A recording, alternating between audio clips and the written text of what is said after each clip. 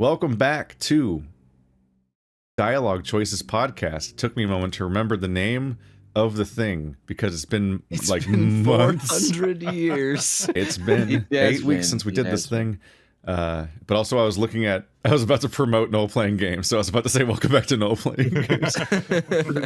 But Noel Playing Games is coming back. It's important. Go look at it. I command you, before you continue this podcast, go to noelplayinggames.com. Noel Playing is one word. Noel is spelled G-N-O-L-L. This is a great thing to say orally. There's a link in the description, orally, but with an A. Link in the doobly-doo. If you're watching the video version, me and Illusory's little dudes are our characters from the game. Whoa. Oh yeah, look at that. Fugi. I wrote a 16-page short story for the Patreon that's going live tomorrow, Monday, the 22nd of January. Today, the day of the podcast come up.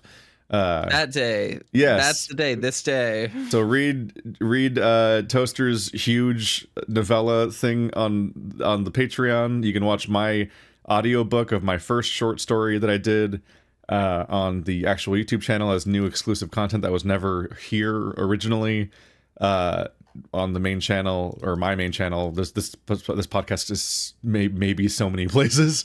And also, Toaster's working on a visual novel adaptation of the entire first season, which is a lot. Everybody's making things, and it's a lot. Please look at the things, what people make. And then our show is going to be coming back Wednesday night as a stream, and then probably start uploading on Thursday, and then it'll be back every week unless interruptions happen. So go to the new channel. It's not on my original channel. And if you're watching this on Colonel's channel, watch my shit anyway.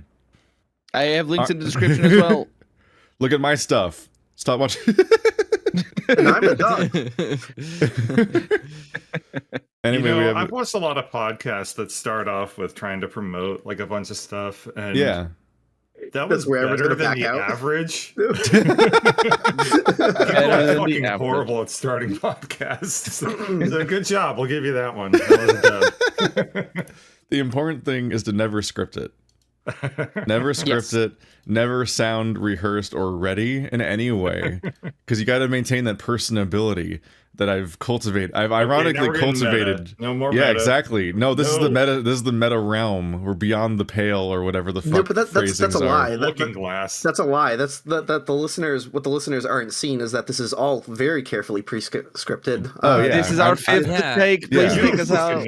And you can tell by using my code to subscribe to Factor 75 for delicious homemade meals.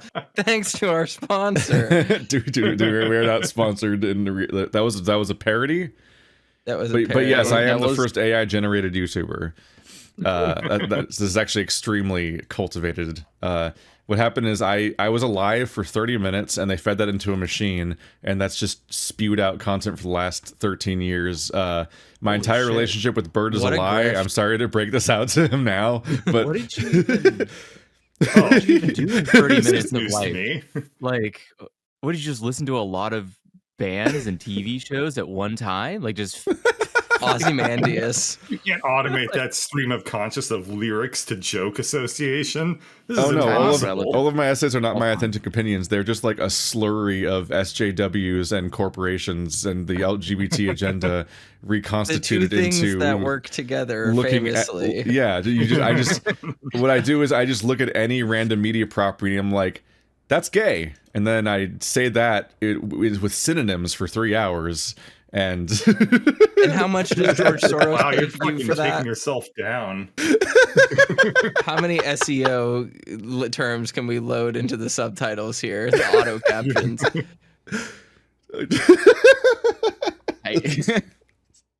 How's this for a start to a podcast, Bird? It's still quite above average. It's true. It's true. We would be at the dubstep intro music by now. So we have fortunately skipped. People don't do that in podcasts. The musical intro that's not balanced with the rest of the podcast. Yeah. Oh no, that happens every time. Yeah. You're like, why is this entire podcast weirdly quiet? No. My most annoyed this is an thing. independently produced podcast. Yeah. What this quality is off the charts. there's a true crime podcast that Mandy listens to, and it starts off with like the most ridiculous dubstep music, but then it ends with the most ridiculous like upbeat dubstep music. So it's like this. Wait, I don't know. There's something that you're gonna say like somber piano, like dubstep intro, like, somber piano ending. It starts. That would make anime. Yeah, it starts with the dubstep that you think is like, okay, this is a little too action packed for what is essentially a story about innocent people dying. Like, I don't think you should probably do that. It's like a clown horn in front of a funeral. You're like honk honk honk honk honk. It's like, we're here to honor Joe dying. No. Not Joe. And then the end of it is just, like now you're depressed. You're like, wow, that was really awful. And it's like, now I'm just Now I'm just imagining a true crime podcast that opens with the theme song being like Andrew WK's party song. Oh wow. Just completely off a cliff. Yeah, party, something like that. That sounds like something you would hear in a comedy horror where it's like bodies piling in the house tonight. That's really funny. Yeah, that's the true crime. That's the theme song to the true crime podcast in Black Mirror. Yeah. Anyway, last time we did a podcast, we had played one session of Lethal Company so far, I believe. So it's been a bit. Well, we actually became official Lethal Company experts. We officially played too much Lethal times. Company, but we're not here to talk about that. I was just dating ourselves. Okay. Interesting. We record this the day before the episode goes up. I mean, we could talk about Lethal Company.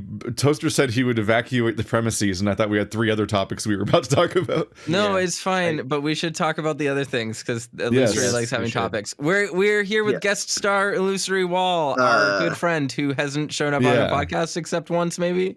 And our guest star Birdcatcher, who's been on like 4 of them. Again.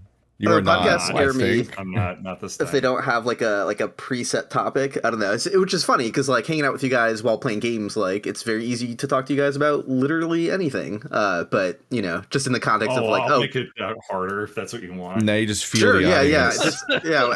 What you have to do is you just have to launch Satisfactory and pretend you're talking to us while playing that game. Exactly. See, there while you go. pretending to play that game. To be fair.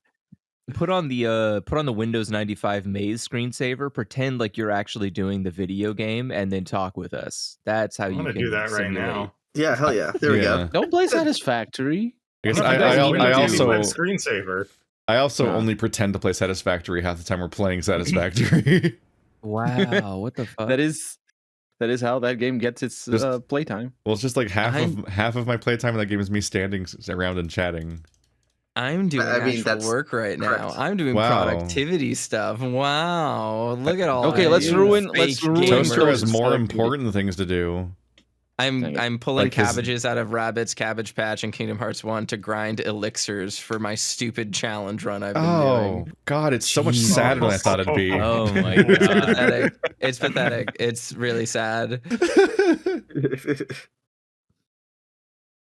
Anyway, we're here to talk about the end of the internet. Yeah. This is the most important podcast we've ever made. We are going to solve the problem. Remember last night's discussion from when you were drunk. Go. So I was pissed off about how difficult it is to find stuff on the internet these days. Like, just as an anecdote, I want to say this was about 3 or 4 weeks ago. I was trying to figure out how to create volumetric fogs and effects in Unreal. So this is like really, really new technology, and it's like tech art, which is a field I know very, very little about. So I found a blog post by a professional tech artist where he broke down with images like, here's how you create this layer of fog, this is how you create this layer of fog, etc., etc. And then we got to about 75% of the way through, and then he said, like, since this is an educational blog, I will just show you the end result, and it will be a good experience for you to figure out the rest. And I was so pissed off because here's the other thing. This blog was in Chinese, and I translated it automatically to try and follow along because it was the only material I could find. It was it. And so I could not find any other resources to help me bridge that gap at all. It was so far outside of my skills. So after like a week of looking into this, I found that it was on Discord, that he had a small community on Discord, and they happened to also speak English there. Like it was bilingual. So then I went onto that Discord and I searched in the Discord history various I stitched together conversations across like 2 or 3 years of people asking the exact same question, and somebody saying like, oh, here's like a tip. Here they'll give you like the next teeny tiny step to get to the next one. And it was just this super frustrating process of like stitching together across Discord search history like 6 or 7 different conversations that happened until I finally got the effect I was going for. And that was a success story. I will consider that one of the better instances I've had in the past year or so of finding information, critical information on the internet. We're kind of the broader topic that we want to get into. It's just how hard it is to find stuff compared to where it was when we had forums for information, when we had, what is it, web circles? Is that what it was? Where fan like, sites, web rings. Circles? Web rings, that's the web one. rings, God. Yeah, I was like, I had no idea what you're talking about. Yeah. I don't think I know what that is. Can I interest you in a web comic? We'll definitely want to talk about web rings at some point, because it's a really, really fun thing to compare what the experience of finding information is like now to what it was way back in the 90s. But yeah, overall, like, I even got some receipts about this. There's a study recently, it came out like earlier this week, that showed Google results. Is it the Google SEO study? This is the Google SEO study that dropped I was gonna like earlier this week. Yeah. I saw that. I read it a little bit, and like SEO spam and AI generated. They didn't talk about AI generated. I'm just throwing this in here as well as my own observation. But like SEO spam, search engine optimization, if you don't know what that is, like people will just stuff random ass keywords into anything that they write, so it becomes higher. So it tricks Google's algorithm into thinking that it's what you want when it actually isn't. And like that has gotten so bad that it's become really, really hard to find information. The fact that all of this information is a lot of quality information is now in Discord, like I was saying earlier, that's not on Google at all. And then that becomes extremely hard to find. Or TikTok videos. Technical TikTok videos are really, really annoying. Why do people even dedicate time to that? It's absurd. Meant to making them, I mean, like a slight mock. That's the platform people are on now. I'm surprised that we all such ill-fitted though. It doesn't work. We all agreed that the shitty TikTok trend of doing tips, right, or like the hacks, right? They do like life hacks, and we all look at those and go, "Wow, that is incredibly shit. Don't ever listen to that kind of stuff." Oh, they get tons of views though. Yeah, but that's seeped in everywhere. Like everyone has little tricks that are just genuine lies. And it's like, why? Okay, I thought we all agree that the hacks were a lie. Why are you suddenly passing it by when it's like something you don't understand? Like, don't you think that would apply? Yeah, but it's like, wouldn't that apply universally? Like if you see someone like, this is how you use a drill, and it's like in water, and you're like, no, I don't think that's true. Why would you then see someone like, this is how you use a car, and it's like driving off a cliff, and you're like, yeah, okay, like maybe that does work. Now that's good TikTok content, actually. driving off a cliff. There is an issue that where is what we would call based. You're correct. My go-to assumption of every TikTok is that it's just not true. So it's a bad starting point. But yeah, it's supposed to be. That's just a reflection. Sorry, I don't want to go too far away from Bird's point before I say this point, because TikTok is just a reflection of a broader trend across the web, and I think it is exacerbated by SEO spam. But try to simple questions. I looked up a couple of questions like this week as an example. I looked up a question: how many episodes does? No, sorry. It was one particular actor that changed from one actor was recast. Yes, that's right. That's what it was about Game of Thrones. I was trying to figure out why Princess Marcella was recast. And I found 3 different articles, all of them super bloated and obviously made for me to see ads. And I am familiar enough with that sort of prose that I know to skip the first 4 or 5 paragraphs to get to the meat of the paragraph, and the meat of the paragraph is inevitably we don't know, because otherwise there would be an actual article about it instead of this random thing. But these are old articles before LLMs and generative AI actually was good enough to make these articles feasible on like a mass production sort of scale. It's only going to get worse because now these articles can be generated on the fly. They can just. I know what you mean. You'll Google something like, when is the Final Fantasy VII remake coming out? That's a very specific example. But you don't even figure out why I did that, or why somebody would do that. If you tried looking that up, I swear you would find a page where that article would open up with 7 paragraphs about the history of Final Fantasy VII. It's always the same. It's always the same structure. And it's always the gamers are so excited for the Final Fantasy VII remake, a legendary remake of the legendary Final Fantasy VII. But then every other word is highlighted and links to a random article that just doesn't have anything related to it. Yeah. I mean, that's less SEO spam and more link spam. You found where I'm most mad at the internet is that if you try to look up any basic question, you get an SEO brigaded fucking random website that seems to be bot generating every topic possible, and then it has it just has a boilerplate fucking 1,000-word essay that eventually somewhere in the word search, if you can find it, answers the question, but only if you look very carefully and let the ads loop several times, which says people don't know and are excited. Mostly that's what happens. And it also might just be wrong or missing information entirely. But then it has a fucking it'll find ways to play videos at various parts of the sites that will then loop and then start playing other articles, videos, and it just I have an article up right now where I searched Final Fantasy VII Rebirth info. Get an article. Final Fantasy VII Rebirth director reveals what chocobos smell like. This is from The Gamer. Final Fantasy VII Rebirth director has revealed what the infamously pungent chocobos actually smell like. First 2 lines of text, which are the only thing above the fold of this page.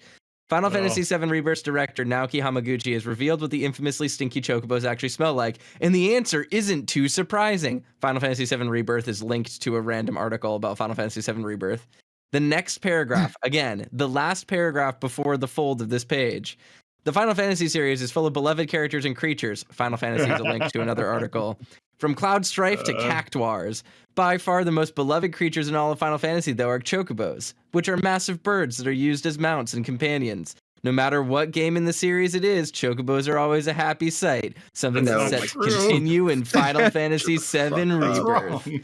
And contrast useless information. We should not kink shame. I mean, this is information edging. It is. Well, it is not. Everyone laughed. Opposite. Everyone laughed at Does Bruno Mars is gay, but now that's the entire internet. It's true. Does Bruno Mars is gay? Wait, we saw the doom on the horizon, and we got a chuckle out of it. Yeah, this is actually part of this topic that I find really stressful. But people. The end memification of the internet is genuinely bad and has destroyed the internet completely. It's really rough. We wouldn't be talking about it if we were optimistic about where this shit was going. Yeah, that is correct. Actually, that's a good point. But the thing about what Colonel was saying with like TikTok, right, is like it's kind of interesting because it sets up this question of like, okay, is it just that the knowledge is changing? Like the place where we store our knowledge on the internet and the ease of access has shifted to a new target demographic that like exists in a different way of interfacing with the internet, right? Is it just that we're the old ones who miss the forums and that we just think forums are easier because kids now are more used to their phones and don't want to get off their phones? No. Yes. No, Yeah, yes, forums are better. Forums are objectively better. No. Yeah. I would like to think that leading with my anecdote about finding tech art on a Discord should answer that question. Yeah, well, so the I'm answer, taking that as a success story. This was not me making a thesis. This was me leading with a bad theory, which is just that it's interesting because like looking at something like TikTok actually is like a surprisingly useful app that is very helpful for a lot of people, right? Like there is a lot of good information on TikTok. It isn't all just garbage. The issue is that the algorithm doesn't care if your information is garbage or if it's good. So you get these like this constant fucking revolving door of trash that you can't search through, by the way.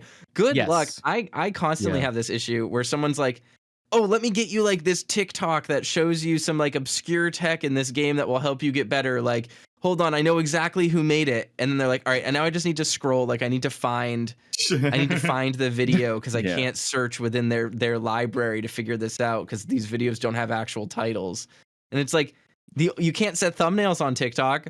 So is it you're just searching through a bunch of videos that look like the same guy staring at the front of the camera down a page of 700 3-minute long videos. Like what the fuck? Like just put it on a site. And you deal with this especially in fighting games and stuff like that where everything is centralized on Discord, where people are like, oh, Discord is so much easier, it's just an ongoing conversation, we can post things as soon as we find it.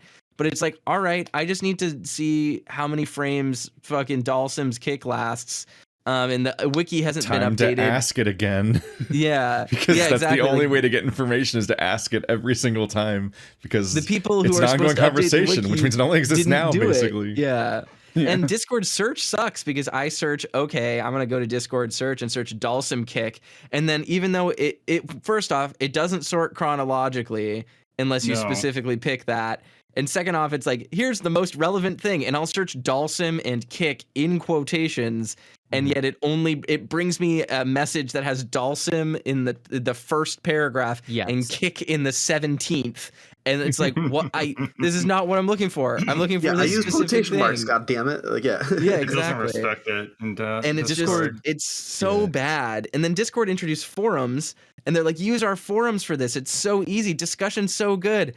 And like the forums aren't organized and they don't work like forums should, where the most recently updated thread pops to the top. So it's like, all right, where the fuck is the thread I'm looking for? Like, it's so impossible to find information and it's so hard to publicly surface that you end up getting these like micronations of information and content when it's like back in the day and you could just go to the fucking Final Fantasy fan site that has a section for every Final Fantasy game and find a detailed text-based walkthrough that might have screenshots in it for whatever you're looking for. Like the death of the fan site and the end-shitification of the internet and the centralization of the internet led to a loss more great in terms of specialized knowledge than like any other possible thing that ever happened on the internet. It's crazy to the point where now when I'm playing a game and I want to find information about it and I find that someone has made like a NeoCities fan site for it and it might be shitty and like not look really good, but it just has like, here is the page. I'm doing it with Kingdom Hearts right now. I'm doing a challenge run on my channel and there's like a random shitty half-built website called KH Guides made by some Kingdom Hearts super fan, and I can just click like collectibles, Dalmatians. Here's where to find all 100 Dalmatians split out by world because a super fan made this. And it's like, thank Christ, this isn't in a Discord. Like, just why can't we just have fan sites? I want fan sites back so bad. It's a blessing every Facebook single time you find one. And then how dare you? Colonel, I would rather eat a Tide Pod. Like, That's fair. That's fair. No, it's really hard. I was gonna say it's like if you're like a younger person listening to this, like I don't know how many teenagers are listening into this podcast. Like it's not just hyperbole, and it's not just us being like old and not being able to keep up with things.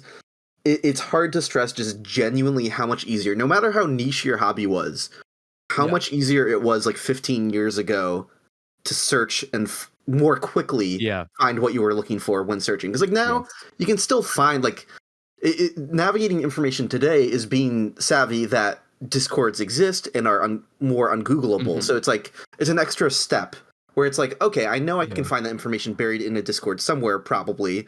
So what I'm going to do is have to find what the Discord is called or where it's linked, then go Discord, in there, then go in the process. Yeah, exactly. Correct. So it's just sort of like... You can't preview the content of a Discord very well at all. You can't even get guaranteed access. I don't like that every other search I make that then leads to a Discord is like, here's a fucking weird paper trail. Like, here's a weird, like, level of investment of every curiosity you have. It's like, here's a fucking join this account, and you have 500 Discord servers, and they like I legitimately have like 60-70 Discord servers now. I do too. Yeah, I have that many. Yep. Because every single thing you join needs to have a Discord now. So like, you just get a VR chat model. Now you're in a Discord for that VR chat model, and you're separate Discord for its fucking shader. And every time you just want to look up a piece of information, you join that Discord, and it like reports you joining and yells at everybody. And you're like, I don't want to be seen right now. I'm just looking on the internet.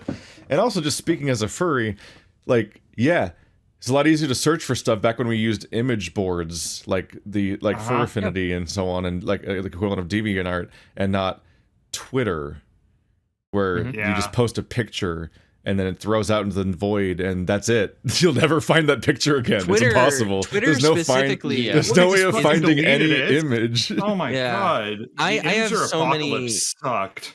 I have so many problems with Twitter as an information source because people are saying like, oh, we have Twitter threads and you have hashtags that you can search. This is a fighting games issue for me, where people are like, all right, here's the character tag for the new Guilty Gear, and you're gonna use GGSTAN for Anji combos. Here's a fucking problem. Twitter sucks. I can't read threads because I don't have an account. It used to be public. So this used to be information that everyone could read, but then Elon Musk bought Twitter and made it so you need a fucking account to read threads. So now, literally, 3 competitive years of information, including all the up-to-date information for my basic character, requires me to support fucking Twitter just to be able to read the fucking thread. We shouldn't have to do this. This is awful. Also, we shouldn't... It's so bad. I was going to say hashtags are not external to the content of the tweet. So if you're tweeting something and you're just like, all right, well, I want this to be like searchable and people to find it, but I also want to have enough information within the tweet itself. You always play this game of like, well, I ran out of character spaces, so I guess I'm not going to use that tag. And how many fucking people typo the tag? And also, almost nobody actually uses tags on Twitter.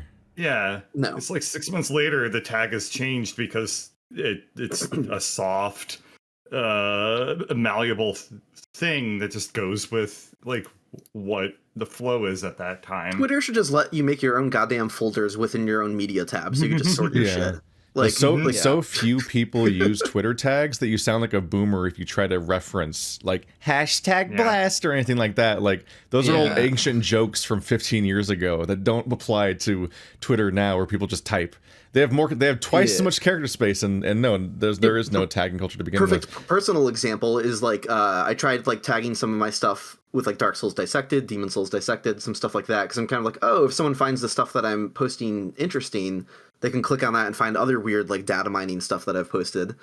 But it's just kind of like you play this mental game of like, well, those hashtags use up an obscene amount of characters, so I could like abbreviate it a lot, but if I abbreviate it a ton, people like won't know what it means. What it like if I just like write that as an acronym. So it's like, and then you have the incentive structures of Twitter, which is that like I play this like fucked up game every time I post anything on Twitter, where I'm like, okay, the way to make a good tweet is you do not have any tags in the tweet, you don't have any links in the tweet, but you do have an image in the tweet. So I put like the title of the thing I'm promoting and a picture that references it in the tweet. Then I use the emoji for link and the emoji for down to try to get people to go to the next tweet where I actually link the thing I'm promoting, because it's so nightmarish to actually do anything. Image is better. So it's like any clarity of information, or even just actually showing people what you're talking about, is so counterproductive to what Twitter actually incentivizes, that it's increasingly not a thing. And so nothing's sourceable, nothing's findable. You can't, like, nothing's searchable. Like if you're here for images, like furry Twitter's a fucking nightmare, because like algorithmically it's good for helping you just like discover people at random based on just pure engagement. Like, oh fuck, I wouldn't have found that guy as easily in a non-algorithmic world. But you can literally know something exists and you can't find it because there's no way to in any way describe a thing you're looking for and have it come up on Twitter because of the lack of tagging system. And in this community in particular, 80% of all accounts are shadow banned, so you literally can't type someone's exact name and have them come up. It's the Windows search issue. Searching the exact name of a thing that you know exists, and it won't fucking bring it up. I was so mad about this. I forgot to designate where I was rendering a video last night. I'm like, okay, take me to the videos folder, the stupid generic videos folder. I go into the Windows search, type videos. It doesn't come up. It's like, would you like to look up the concept of videos on the internet? I'm like, what happened to the search bar on Windows? It's just the Windows search. Why is it gone? So bad. What the fuck are we doing to everything? It's been gone for a long time. I don't understand. I think one of the crazy things. But like right now, I'm on Twitter. I am literally typing the name of our friend Horror Buns into Twitter in the search bar. It's his exact tag. It's exactly what his name is. It doesn't come up. Horror Buns. If I hit, because he's shadow banned? Yeah, if I hit enter on Horror Buns, his account doesn't come up, even though it's the exact character for character name of the tag. It doesn't come up. What I get is people replying to Horror Buns. So every time I want to find a furry artist, I have to type their exact name into Twitter, hit enter, then find replies to them, and then click on their name in the replies. Yep. That's how I find every furry that I know by name. I did not know that. I hate the internet so much right now. What's wild about this from a social media standpoint is, and I am not just being a boomer here, we were so close to having it so good. Yes. In 2010, I'm not fucking around. Tumblr was the greatest social media for this exact purpose. It had bespoke tags. It had a chronological archive. People had great tagging etymology, so you could just find what you were looking for using like basic syntax. It had threads. It had great like accounts and profiles just for storing specific information. Art was so easy to find. It felt like you were in a community. And then they fucked it up. It's absolutely bonkers how we got so close to having it so good, and we just said no. And people put up with it. They stay on the site, and they're like, I don't want to leave. Like, you see it nowadays with Blue Sky, where people are like, oh, I want every once in a while, an artist will be like, I never post here, haha. I would love to be off Twitter. I just want to be off Twitter and on Blue Sky, but no one uses this site. And I'm like, motherfucker, I've been using this site as my main social media for months now. I do not feel like I'm missing anything from Twitter. You could be living this life, just live it. But we just don't. We just put up with the garbage. It is. You could just add bare minimum cross post everything until you feel like you can use it more. It's just because I don't understand how people can. That's the only thing. There's still misinformation about it to this fucking day, and that is what killed Tumblr. Because of the fact someone came in and said you can't do porn, which is, I don't care if anybody doesn't want to admit it, is 99.9% of the goddamn fucking internet. It's like if you have a social media site, it is riddled with fucking. The porn. internet's two things. It's 50% porn, 50% the human urge to look something up, and we're ruining both. Yeah, and there is definitely a moderation you can have. There's you can do like Google Safe Search kind of shit. But if you outright ban one of the most major fucking forces of creative inspiration on the internet, then you're not going to have a lot of artists, which means no one's gonna fucking come to your site because I don't want to look at a wall of text every fucking post. Like I want to see art interspliced with fucking information. Well, and that doesn't happen. Yeah. The porn thing is interesting because, it's not just that people want to draw porn. Like the porn aspect of this is like a symptom of a larger thing, which is that like I'm going to use this as like a pretty simple example, but like porn in this context is shipping. And shipping is how fandoms come together. And fandom is what drives the internet. And so this issue of like Tumblr banning porn, the problem isn't that they banned porn. The problem is that they took the thing that defined their site, which is like large communities of people coming together to be hyper specific about, you know, certain media properties. And then we're like, you can't do the thing that you do here.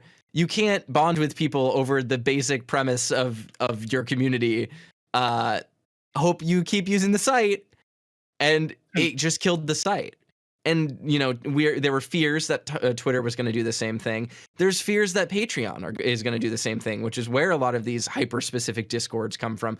There were fears for a while, people might not remember it, there were fears for a while that Discord was going to ban the sharing of explicit media. And wait, I don't remember that. Yeah, that happened a few years back when they were going to be, when people thought they were going to be bought. Like this is a major issue. This is a major issue with the longevity of the internet. And it's weird because it affects things downstream, right? Like I'm not looking for fighting game porn when I'm trying to figure out where the hell my in-game tech is on how to beat a certain matchup. Yeah, so I used to have I was just going to say, but that's where the communities are. The communities post these things, and when you get rid of it, you get rid of the community. Yeah, to say what you're saying about the downstream effects, it's like the exact same thing. Like I was posting stuff on Tumblr, not porn related. I had a Dark Souls Tumblr, and I was naturally kind of like easing off onto that as I started making YouTube videos, just because like I felt like the reason I had a Tumblr in the first place is like I don't, you know, whatever, my computer is shit. I'm not gonna record and edit videos, so whatever, I'll just post shit to Tumblr kind of thing. But like for a while, I had a good thing going there, and it was just like you said, it was really easy to find what you were looking for. The way people reblog stuff, I could be like, oh, this Tumblr looks cool. I'm gonna follow them back. Like, it had a neat sort of inertia to it. When the porn ban came, it just like killed the site. And like, granted, I was already using it a little less by that point, but you know, flash forward to like 2022, 23 or whatever, where like shit's going down with Twitter, and people are like what's other sites we can go to? And like a lot of people are like, let's go back to Tumblr. And I'm less like, the downstream effect of banning porn, it just like means like I don't want to post Dark Souls information on Tumblr. Like that is the actual outcome of that, which is fucking wild to think about. But that is actually what happened. But it makes sense. But it makes full sense, of course. Yeah. Yep. Mm-hmm.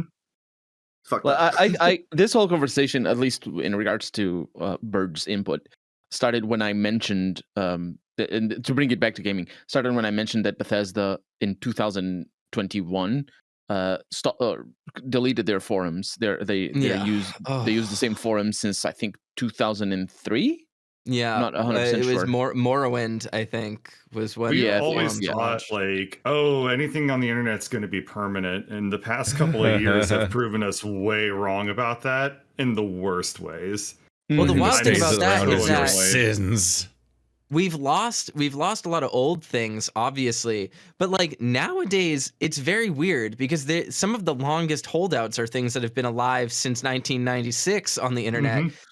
We've lost more new things in the past few years than we have old things, which is like, it's distressing to be like we're watching the track get built ahead of us, but the track is also falling off behind us. And the more recent information is the more useful one. Oh, it sucks. Yeah, it's really upsetting. If you go to Imgur links now, oh my god, yeah, they're all dead. Yeah, so I lost a bunch of Imgur. Did Imgur officially shut down? Did that happen? No. It's still up, but they flushed out a lot of older and low interactive stuff. So like, gotcha. Images that were not hosted directly on a wiki, but were like linked from a wiki. It's just like, oh, here are all the vagrant locations in Dark Souls. Gone. I'm just like, fuck, man. Like that took effort. Epic deleted their community wiki for Unreal stuff that had been dating back to like UDK 3. That is so bad, though. That's worse than Bethesda deleted their forums. Yeah. Why did they do that? Because they couldn't. They said it had too many security issues. So everyone was like, hey, can you like make this read only? Or like, can you port the content, just the text, like just put it all in Markdown or something and dump it in a zip file? Like literally anything. People were begging for them not to do this. They deleted it. Yeah. Pathetic. Yeah. I think it's absolutely bonkers that I can go on Usenet right now and find discussions from 40 years ago, but I can't find out how to solve a bug in DaVinci because the thread that I was using got deprecated this year. Like, this is absolutely bananas. That and is Wayback a Machine possibility. doesn't index that. Yep, Wayback exactly. Machine have the Epic Wiki. Oh my god. Let me see this. I need to see if the Unreal Wiki is on, on Epic. Oh, the problem is it's not complete though, because the Wayback Machine doesn't work like that. You know what's even worse is that not only are these resources becoming unavailable, the fucking machine that's killing it all isn't having access to it either. So it's not as if this information has been consolidated into the shittiest interface possible. It's that literally this information is becoming lost content, and that is detrimental to society. Like, I don't care that it's not that like every article is AI generated shit. It's that it's inaccurate AI generated shit. It's not even like good quality. I would be annoyed, but I would begrudgingly accept at least accurate garbage. Like, the fact that it is just all garbage, wholly, without any question, is like, what the fuck? Why? If you look up almost anything, increasingly, it's going to be that anything you find is just predictive text that sounds like an answer. And 100%. Yeah, that's it sucks because it's hard to, how do you encapsulate that and then distill it into a way that people can understand is a problem, right? If you see I don't know, you take it like climate change or something. How do you try to take the narrative of something that is so big and difficult to comprehend without a lot of research and understanding, and make it something an average person who is going to experience its ramifications regardless can understand and be concerned about? Like, you can't just say the internet's dying because people are going to look around and go like, I don't know, Twitter says it's got 1 million users on it. Seems like it's vibrant. And you're like, but have you ever seen a Twitter post? Would you ever read it to your grandma? That is the problem. Like, you just need to like find a way. It's too late now. Like, that's the problem. It's too late. You can't fix the internet. It's already gone. Goodbye. We had a funeral for it. You weren't invited. But like, you can't you can't, like, a lot of problems that we keep dealing with today are problems that can't be explained condensely, but affect everyone universally. Like, it's just such a fucking frustrating problem. And I don't know. It would be less frustrating if I had never known. Like, if I just woke up today and the internet didn't exist the way it was, I would be like, yeah, whatever. I'll just keep making videos and have fun. But like, having witnessed it, you're like, no, stop. You're going into a fire pit. You didn't see it, but like, we all walked through a door that said this is going to kill you. Stop continuing. Like, I'm with Andrew. I don't think it's going to get better. And even if it does, we lost, like, I want to say 6 years of content. Like, we have it's point to 2015 to now, and all of the content, like the majority of good information that was produced is probably either deleted or incredibly difficult to find. I don't think it's going to get better. Yeah. I mean, we're seeing this brain drain appear in like even non-technical, like non-niche information. And I'll use this as a weird example, but like there's a sort of linguistic drift that happens when you teach an audience to only interface with like terrible things. And so, like, obviously we're all content creators. We make videos on YouTube. Most of us are Let's Players. Think about how fucking terrible looking up anything for a video game is when people interchange the term walkthrough and Let's Play. Because all of a sudden, I can't find guides on how to do things in games because I'm finding someone's 70th episode of how to do something. And the shift from text media in general and like static information to fluid information in the form of like literally a text walkthrough, the evolution of text walkthrough to screenshot walkthrough to video walkthrough has been so detrimental to just the general information knowledge and gathering that it's brutal. The beauty of game FAQs and the fact that people almost rioted when it was bought recently, it all boils down to the fact that the idea of like searching through a chaptered video, no matter how good that video is so much harder than just opening the fucking text file and having it open to the thing that you're looking at. Being able to control F the word. Exactly. Yeah, you want to jump to the appendix that is the stats. Every day I record stuff and I remember a funny moment and I try to find that moment in the video I just recorded and I can't find it. Like videos are a horrible thing to have to find anything in ever. Like I think about walkthroughs and like when I was a kid, right? Like I'm playing like Resident Evil 2 and I'm getting stuck on something and I'm like, how do I find this? And it's just dense text upon dense text. The thing is that I could control F and search like, all right, what's the room I'm in? Police room, computer desk. I can just put in words that I find and it brings me eventually to where I am in the game. And eventually I figure out, okay, here's where I go. Here's what I do. Here's the boss I'm going to fight. Nowadays, I have to fucking scrobble through a video. I have to scrobble through a video to find shit. Are you kidding me? As someone who makes very long videos that go like way too in depth on like very specific topics, I often introduce them with like an explanation being like, because I've had people leave comments being like, this video didn't need to be 30 minutes long. It's like, well, actually, to explore this level of depth and nuance and like give it context and review the mechanic, like, yes, it did need to be. But if you're coming from a perspective like, no, I just want to know the bare bones direct list, like bullet list of how these things work.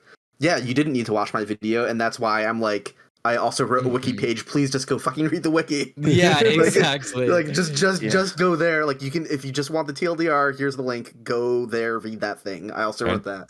If that's Andrew and I also watched like we saw like the horizon coming with the nightmare like videoification or everything, because like even our earliest videos when we had no viewership, a bizarre proportion of them would be posted on various websites that claimed they were walkthroughs, and it would just be a fake article that is just like a bunch of embedded. It's just be our entire series embedded, and half of it would be out of order, and that would just be their idea of content, because they're just spamming SEO. So they want people to. They just want something to put on a page that when they look up this game, they get something comes up. So they would just take our videos and call them walkthroughs and spam any word that someone might look up.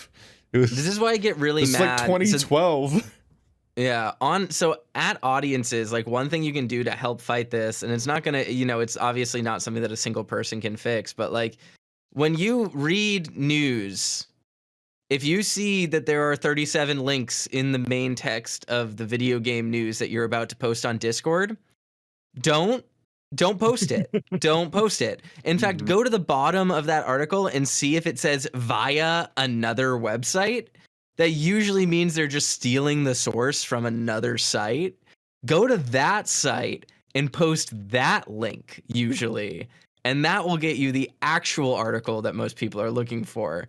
This is why I get so mad on Keith's Discord when people come in and they're like, oh my God, did you hear the rumors that Destiny 7 is in development right now? And they post a like 4gamers.ru.net, link. And I'm like, are you fucking kidding me?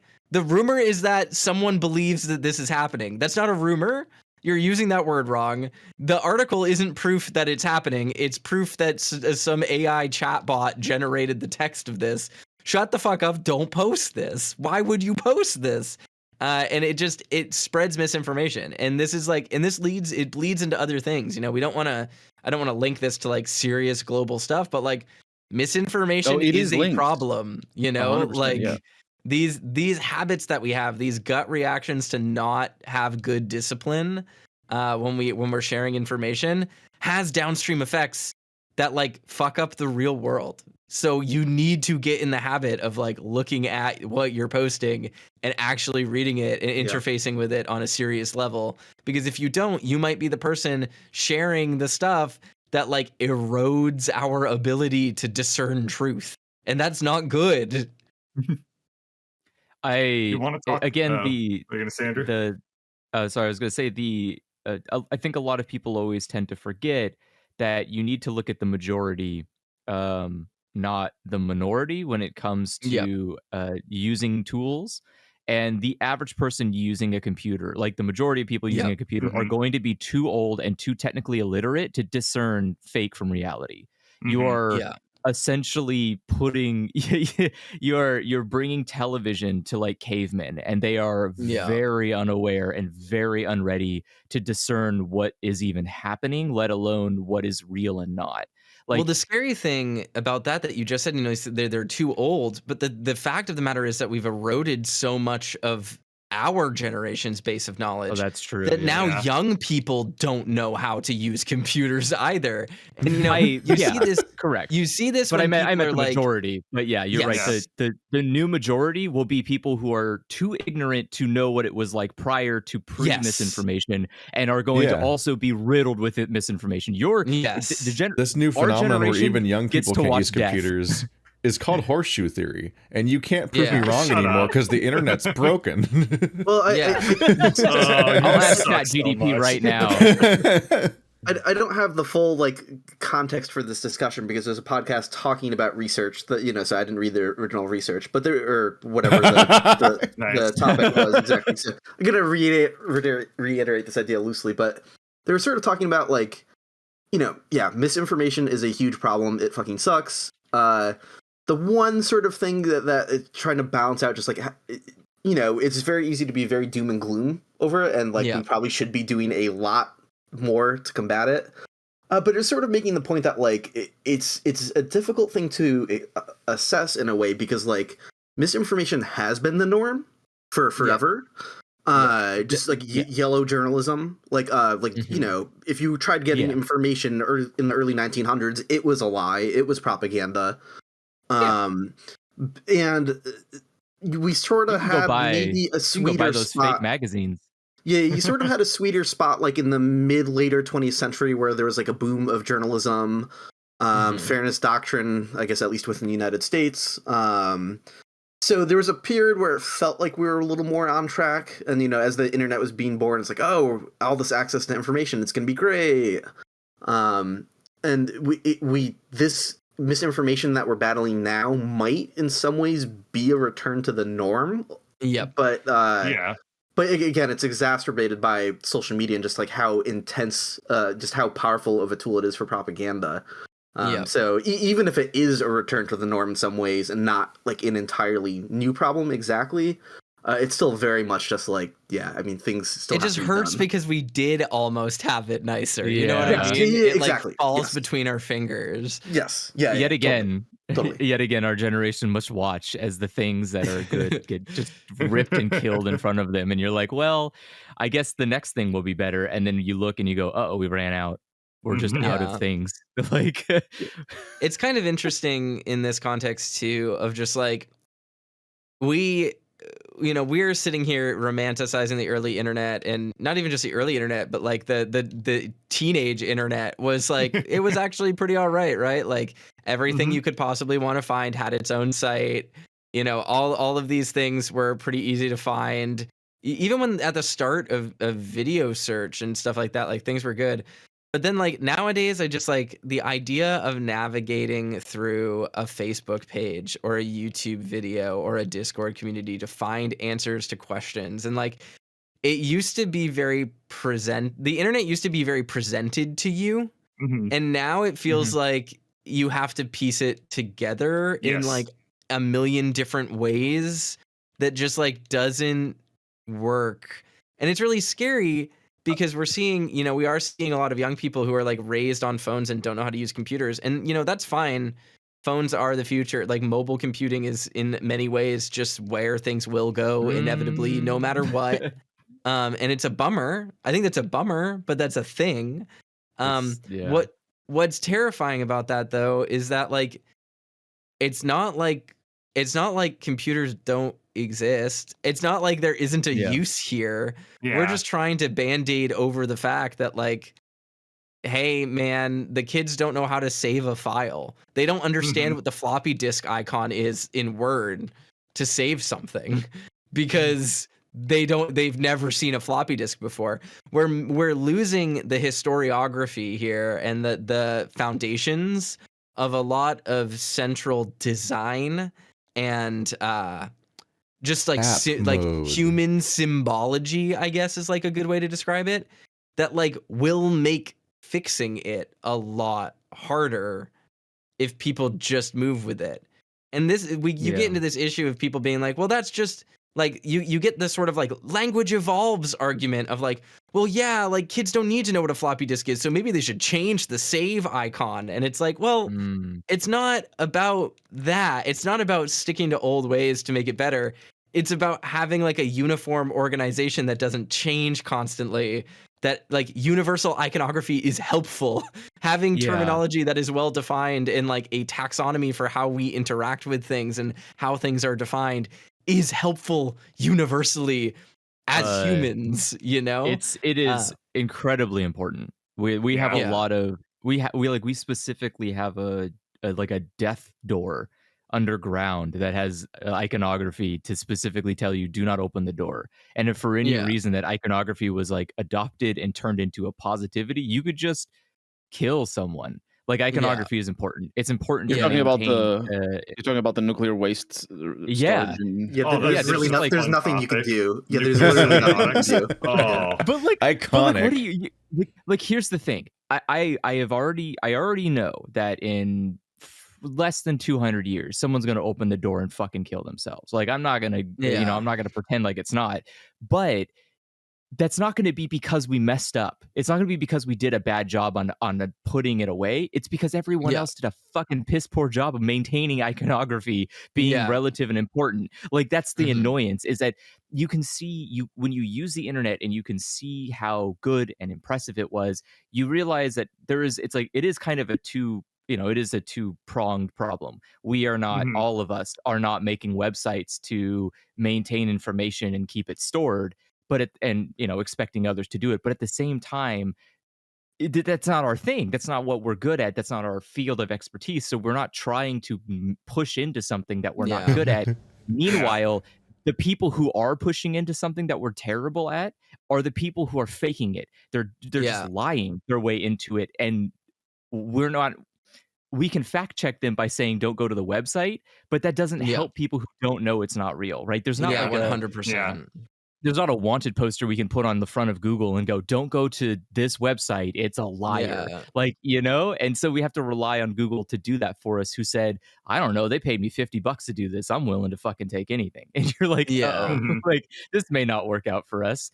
There's a really interesting thing there. Just as one comment. The don't dig a well into our nuclear repository image is fucking hilarious. Yes.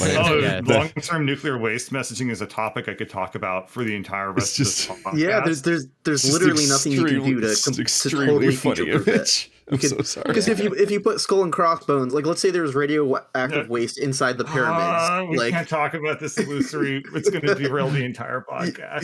There's literally nothing you can do. The example that I heard in linguistics when I was in college was that as humans we have like the universal sign for choking, right? Of like, oh no, I'm choking, my hands are around my throat. Regardless of where the obstruction is, our hands go to our throat.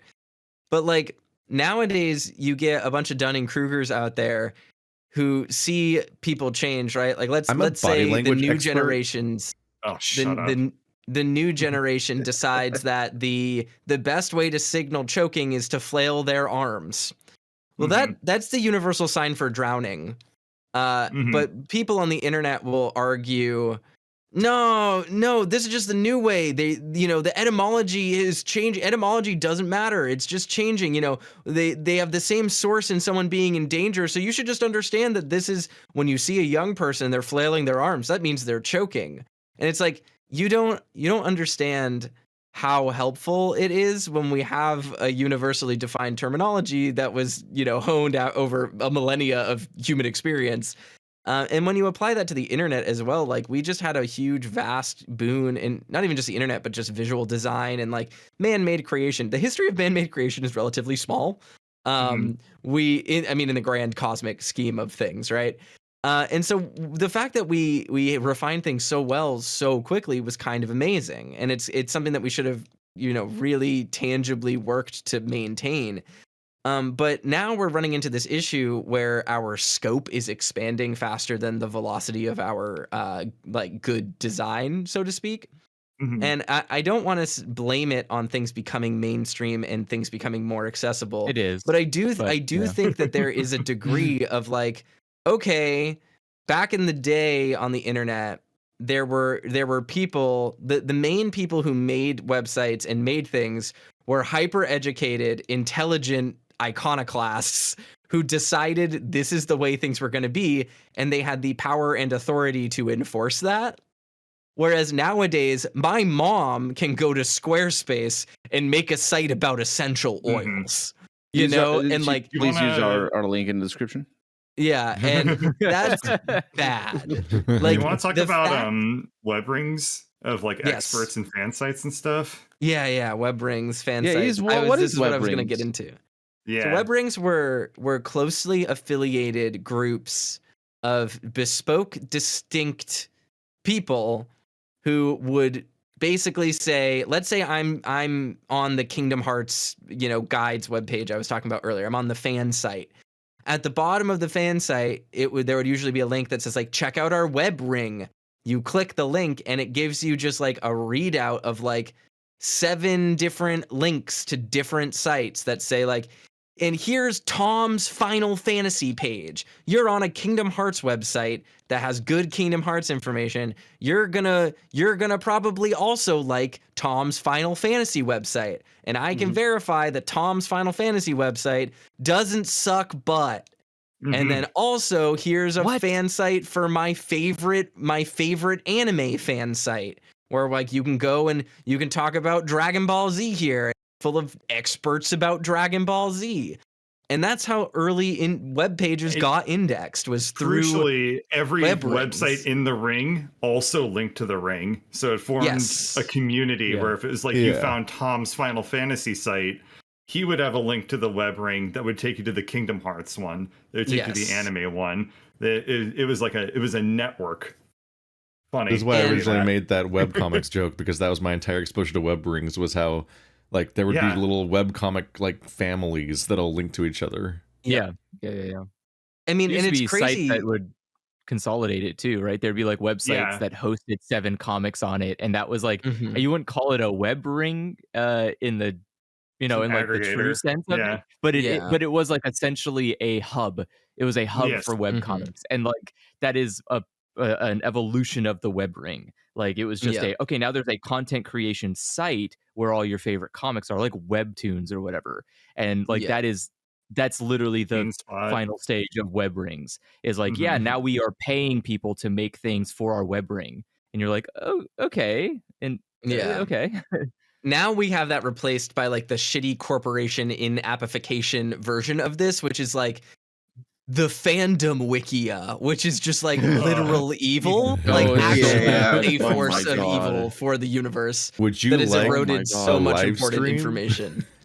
Or fucking don't even get me started. I'm gonna get illusory in hot water by just saying this. Extra Life, the Extra Life wiki. Fuck that, dude. Fuck that wiki. Literally the worst source of knowledge ever. I have such beef with that site. Yeah, I mean, like, it's funny because I would say fan spaces is worse now because of how it was looking back at fan spaces, it was like hard. It's hard not to see that as like what it is today as the inevitable outcome. But like Extra Life is bumped higher on the respectability list than fan spaces. And it's actually a really like shitty situation for the earlier Souls wikis, because like the old Wikidot is so good. Well, I spent a lot of time editing the Wikidot wikis and like updating them and correcting incorrect information. The number of times around like 2014, wait, you can't edit every time I looked up anything about Dark Souls, I had to go like, no, not that one. Anytime I try to look up something in Dark Souls, because of the SEO for the other wikis, I just add Wikidot to the end of the search. Yeah, like that's the habit. If you're trying to get Dark Souls 1 information, search what you're searching for, but add the word Wikidot to the end, and that's a better way to go. Back when I was trying to figure out how to do stuff like fucking like farming the Channeler's Trident, I'm like, no, I need the website that's actually usable. What the fuck? I never really knew too much about the admin of the Dark Souls Wikidot, but like, I think they were like older. and maybe like weren't in the greatest health or something. I actually, I don't know too many details, but it just became more of a hassle to. So those wikis were reaching a point where it was like it got locked because it wasn't renewed at a pro subscription to be able to host all its shit.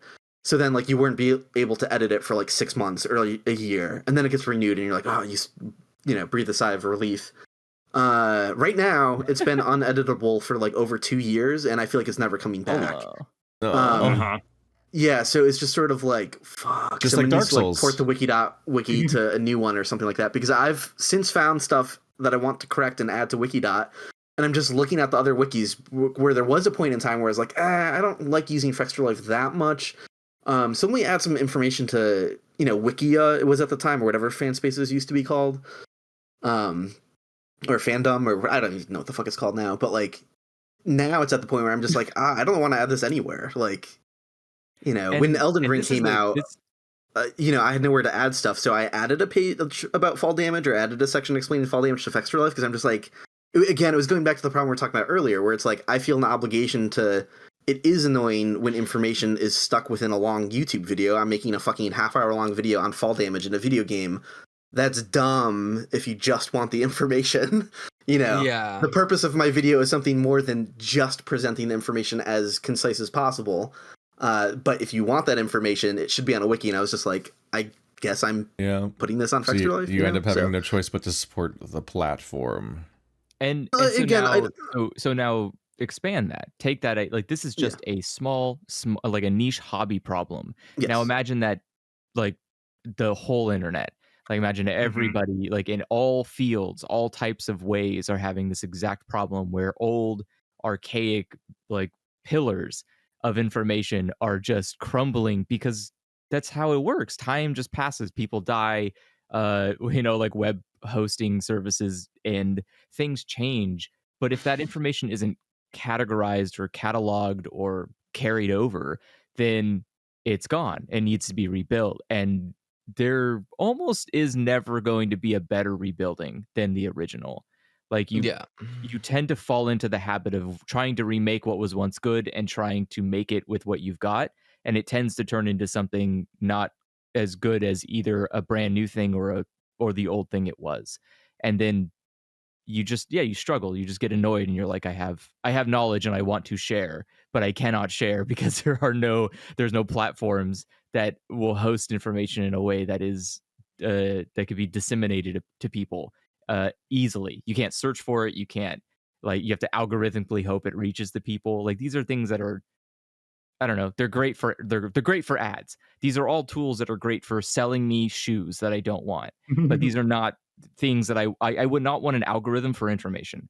Like, I don't want to be only shown something that an algorithm has determined I specifically want to read about. And I'm like, no, I want to, like, I don't want to go to the library and the librarian tells me, no, you're not reading this book. You're reading this book. And you're like, no. It's interesting that you say that, just because that is an actual issue that we're like seriously running into, is that a lot of people, this is an ad marketing issue. This is my day job.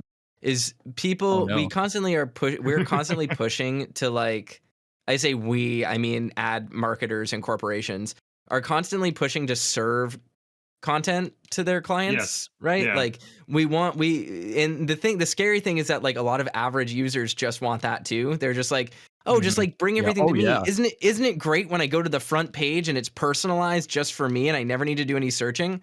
Whereas, like, I remember I did a focus test. This is like slightly proprietary information, so don't repeat this podcast listeners. But like there was like a focus test that was done that was like, and I'm going to strip as much information I can from this to keep it NDA'd, but basically a focus test that was done that was like, when you browse Amazon.com, like, how often does it give you stuff, and how often are you inconvenienced by having to search for things specifically?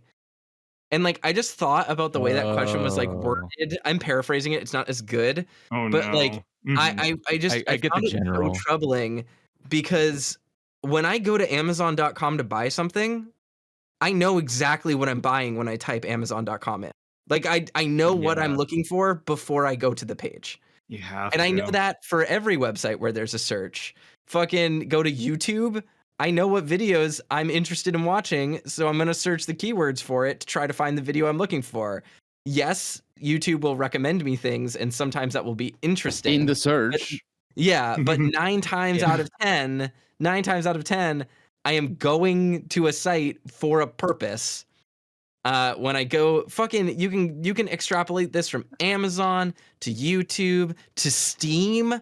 I don't give a fuck about my Steam discovery queue. If there's a game I want to play, I know its name already.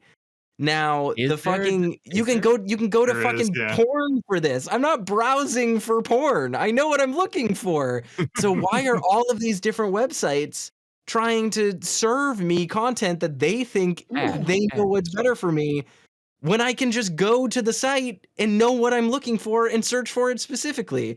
And I think that question shows such a difference in approach to modern site design and modern content design, because now we're in this phase where content creators are not focused on making their search good or even worrying about searchability.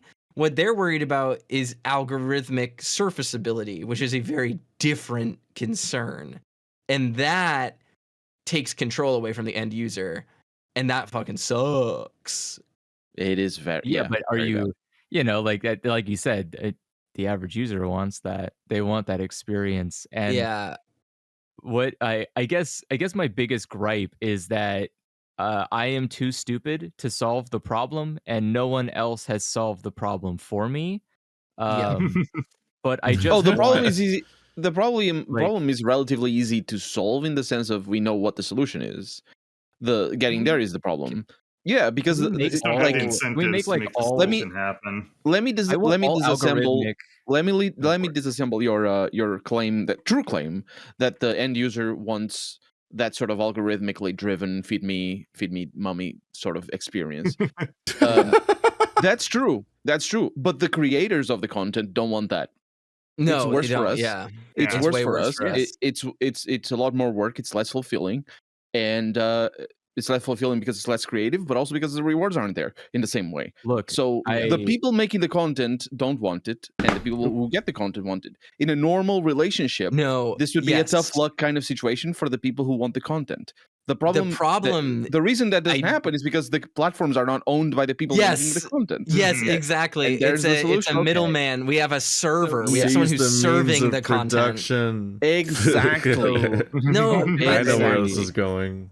Yeah, and like I knew that, and I think we all believe that. I think the problem is figuring out how to do that in the quote unquote open economy of scale of the internet. Of like, how do we seize the means of production for YouTube, but not in the Web 3.0 way. You decentralize in the sort of vBulletin, PHPBB kind of go back kind of to way. the old way of the internet, the thing that we were just talking about. You know, I post hear videos on a fan site. I will be generous and kind and the most like giving person ever. I will say that all algorithm based websites, just all of them, every single one that focuses itself on algorithm based content feeding, I think should go to Web 3. I think you should all be Web 3 websites. Yes. I think you are leading the charge. I want you guys to be at the forefront of every new piece of crypto tech out there. I want every Google, 100%, and YouTube, and Twitter, and MySpace. I want you all on Web 3. I'm gonna stay here and watch the old door. I'm gonna be here till it dies. I'll kill myself with this old internet for you, so you can all live in the Web 3. And I'm gonna sit here and suffer in like PHP and bulletin boards and Gaia Online and Gaia Online is still PHP. Let's go. I'm gonna hate it. I just hope all of you enjoy Web 3 and leave me alone here in Web 2. I'm gonna suffer alone. Like, please get the fuck out of my goddamn internet. No, wait a minute. Forums and bulletin boards aren't Web 2 even. Web 2 is stuff like 1.5. YouTube. No, Web 2 is not YouTube. It's Web 2.0 is like the Domino's website, like interactive early internet website, websites. It's when websites stopped looking like a GameFAQs walkthrough. Yeah, and when they started looking, they had Flash launchers. They used to just have left justified. They used to have just left justified small text and a dancing baby. We should all go back to NeoCities. That's all we needed. That's what I'm saying. I cannot believe. I remember when I had a Flash came out, and GeoCities that was a problem. website. Yeah, well, Flash, all the Flash websites are dead. Speaking of GeoCities, God. I do have to duck out. My boyfriend could use help with something. So, but before I duck out, I just linked to the chat my old high school NES cover band's GeoCities website that I made. And it's like a really charming, silly thing for like early internet era where like I was totally cooking with this website, man. I didn't know anything about like This is great. web development. There's a page for MP3s. Here, I'll link that now. A lot of the side links are broken, but like it's in grayscale, but all the buttons on the side, you hover over them and they turn to color, like letting you know your mouse is hovering over the link. I used the transceiver from Metal Gear, and the different buttons at the bottom were links to like different songs, and I would just like slot in different songs at different times randomly. Like, that's this great. is Web 2.0, really cool. Kind of. Yeah, this is. Yeah, I saw Winamp skin on the Wayback of. Machine. Yeah. When I was playing Baroque, which is a niche PS1 Sega Saturn game that only just got translated, I was so delighted to find that the only source of good information about this game on the internet in English was a fan-made NeoCities website. Because, and truly, its front page is just all of the sprites of the game, and they all link to different pages. But holy shit, is this website more well designed and laid out than like any other goddamn video game guide. This is such a breath of fresh air. Oh my God. Is this address doxing? I don't know what it is. The Nerve Tower is literally one of my favorite websites I've seen in a while.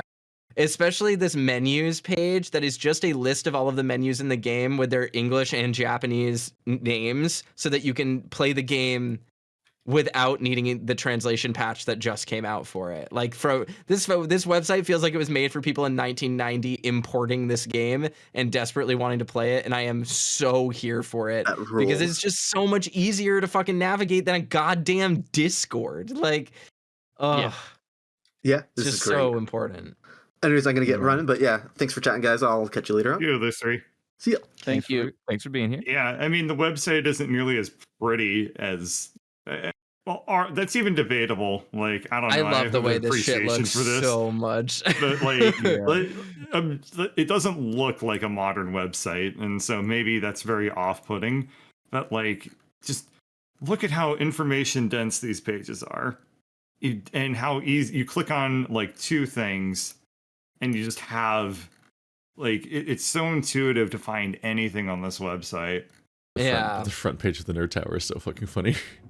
It's so funny. It's such a good site, though. Like, truly, I think about this, and every single time I go to it, I've brought this up in conversation so many times because people are like, "What's a good example of like a fan site? Like, I want to make a website that's like easy to read." I'm like, believe it or not, this crazy GeoCities page with like really hard to look at backgrounds is the most well laid out page the most well laid out website I have seen for a fan thing in fucking years. Like, the translations page is God damn it. So good. Fantastic.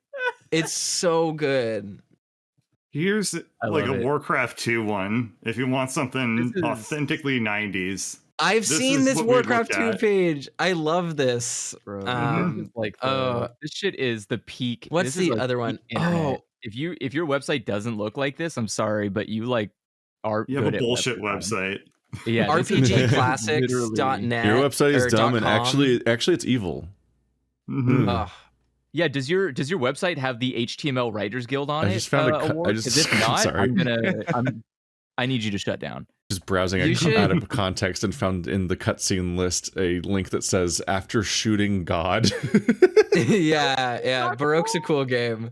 Well, it's a Japanese game, so you inevitably kill God. So it's just that's how it is. So the I fucking RPG Classics murdered the world.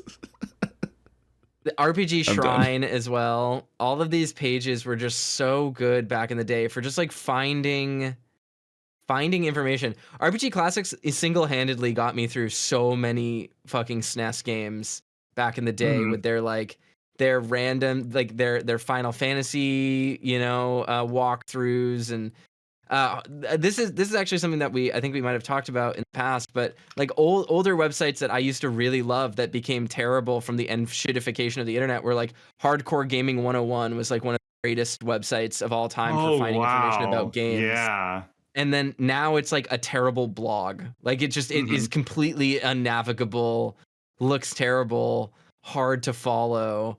I mean, it's better than most sites, but like, you know, the everything is all put in categories and stuff where it used to just be a sidebar with a ton of games. I think of the Castlevania Dungeon. Is that website still up? Castlevania Dungeon is an incredible old school website. I wish all websites looked like the Castlevania Dungeon. This era of fan sites was so RSS good. feeds?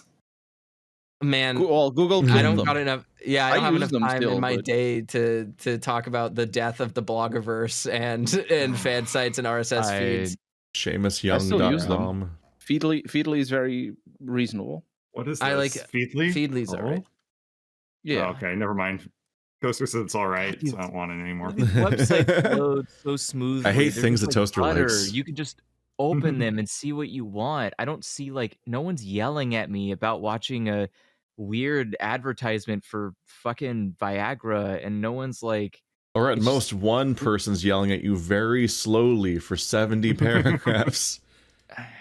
This is just like, this is actual information. I can just go here, I'm looking at this thing, I'm reading it, and I go like, oh, okay, this is a real paragraph. I read something in like a few minutes. This is wild. I can't believe this used to be the internet. How do you distill this? How do you like take this information? How do you take this kind of thing and like give it to somebody? How do you give it to them and be like, look, this is what you're missing out on by not having. Just give it to them.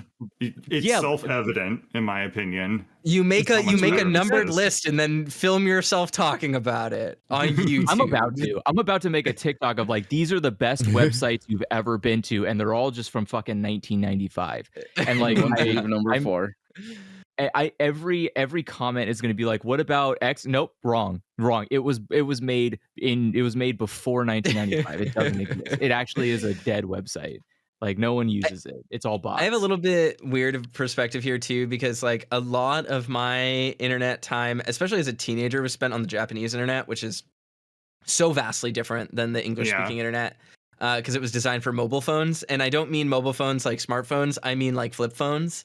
So phones, like text mobile phones. iMode phones and stuff like that. So it was just like it was very different, and it was very link dense and text heavy, and like in a way that is also pretty unreadable now comparatively, because like it was reactive. Changed. Yeah, exactly. Like reactive browser stuff, just like not really making much sense now when we have huge wide width monitors. But I really miss that too, of just like everything being text on a page and links and being able to find things very easily and like just search for what I'm looking for, versus now where it's like I need to scroll past 20, like I have ad block installed and now I still need to scroll past 27 embedded fucking YouTube video ads when I'm trying to just search for words. And people are like, oh, look, but hosting bandwidth costs so much. You know what would cost less?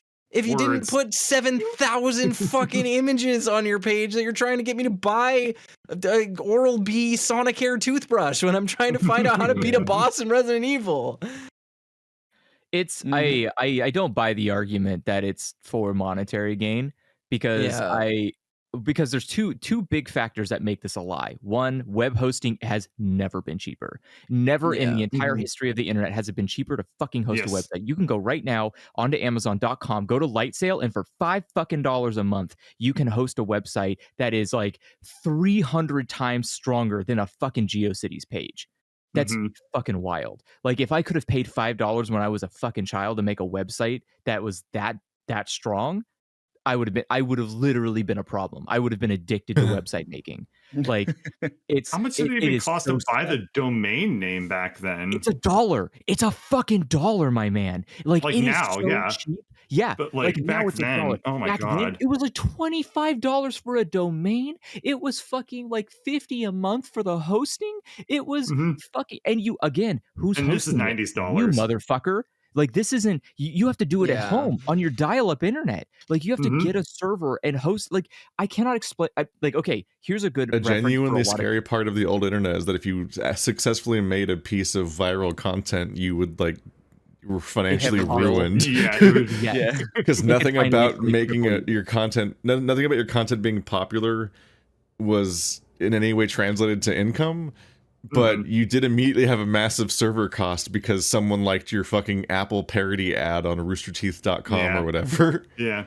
Which, by the way, was roosterteeth.com being illegally hosted on someone else's fucking network because of how expensive the cost would be to maintain it.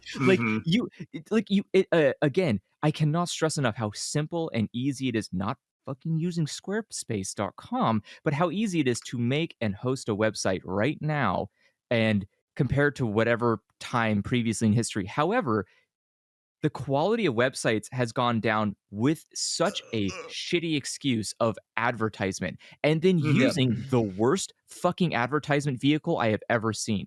Like, look, I'm not going to tell you to go to 4chan.com or .org, but I'm going to tell you that the banners, that shitty GIF banner at the top, I will eat those for fucking breakfast every day if that's what we went back to. I do not. Project Wonderful dying was such a nightmare. The thing that you're talking about, like remember that. having like genuinely good ads and shit, and I don't even mean good ads in terms of like I don't want to look at any advertisement. I don't give a shit. I don't either. No. In a world where we had non-obtrusive banner ads that were approved by a team of actual humans, that was a great thing that we really got screwed over by it folding, because that sucks. And I get it. Like I get it that making your own website means trying to have to, if you want ads, you now have to be like a fucking an ad looker. You have to go and find advertisers to advertise on your site. Yeah. It was a lot of hassle. It was very unlikely that you're going to make a lot of money with it like you do with like Google AdSense or whatever.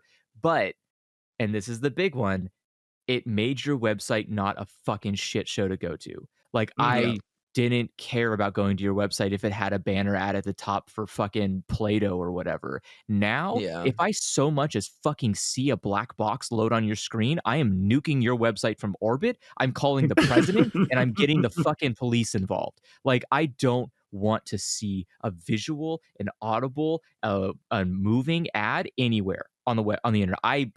I have the strictest ad blocking possible. I will literally impoverish the internet if that's what it takes to nullify ads on this goddamn platform. Like it's awful. I can't stand them. I can't trust them. They slow my internet down. Like everything is bad about ads. Like I cannot and like it seems extremist, but it really is frustrating. I want to like share an article with someone. Now I have to go to a website that strips all of it of its metadata and like its ads and all of its content basically besides its text, and have to give that to someone because otherwise they're not going to be able to read it. They can't open it on mobile because it slows it down. They can't open it on desktop because it's probably fucking riddled with malware. Like it's like I don't know. Could you imagine waking up and your bed's on fire and you go, wow, this kind of sucks, and someone walks up to you and slaps you in the face and goes, how dare you? This is the best bed you've ever seen. It is the modern marvel of beds. We can't make a bed better than this. And I go, no. I slept in a bed in the 90s and it didn't catch fire. Like I can promise you. Like, I was here. But like that's what it feels like. Every like step you take is another website that is just bad. And I don't know. It's sorry. I like this Warcraft site is radicalizing me. I can't believe that. Warcraft 2 websites were very, very good for their day, to be fair. There's a thing on the sidebar that says text version to make the image buttons text that you can Yeah. Oh my god! Could you imagine the accessibility features added in a modern website like that? It would cripple the industry. It would be over. It's incredible how much more usable the internet is nowadays if you use Reader browser. If you use what? You cut out for a second. Reader mode. Yeah. When you I use that a lot. Silence him. He's speaking the truth. It just ate his nouns.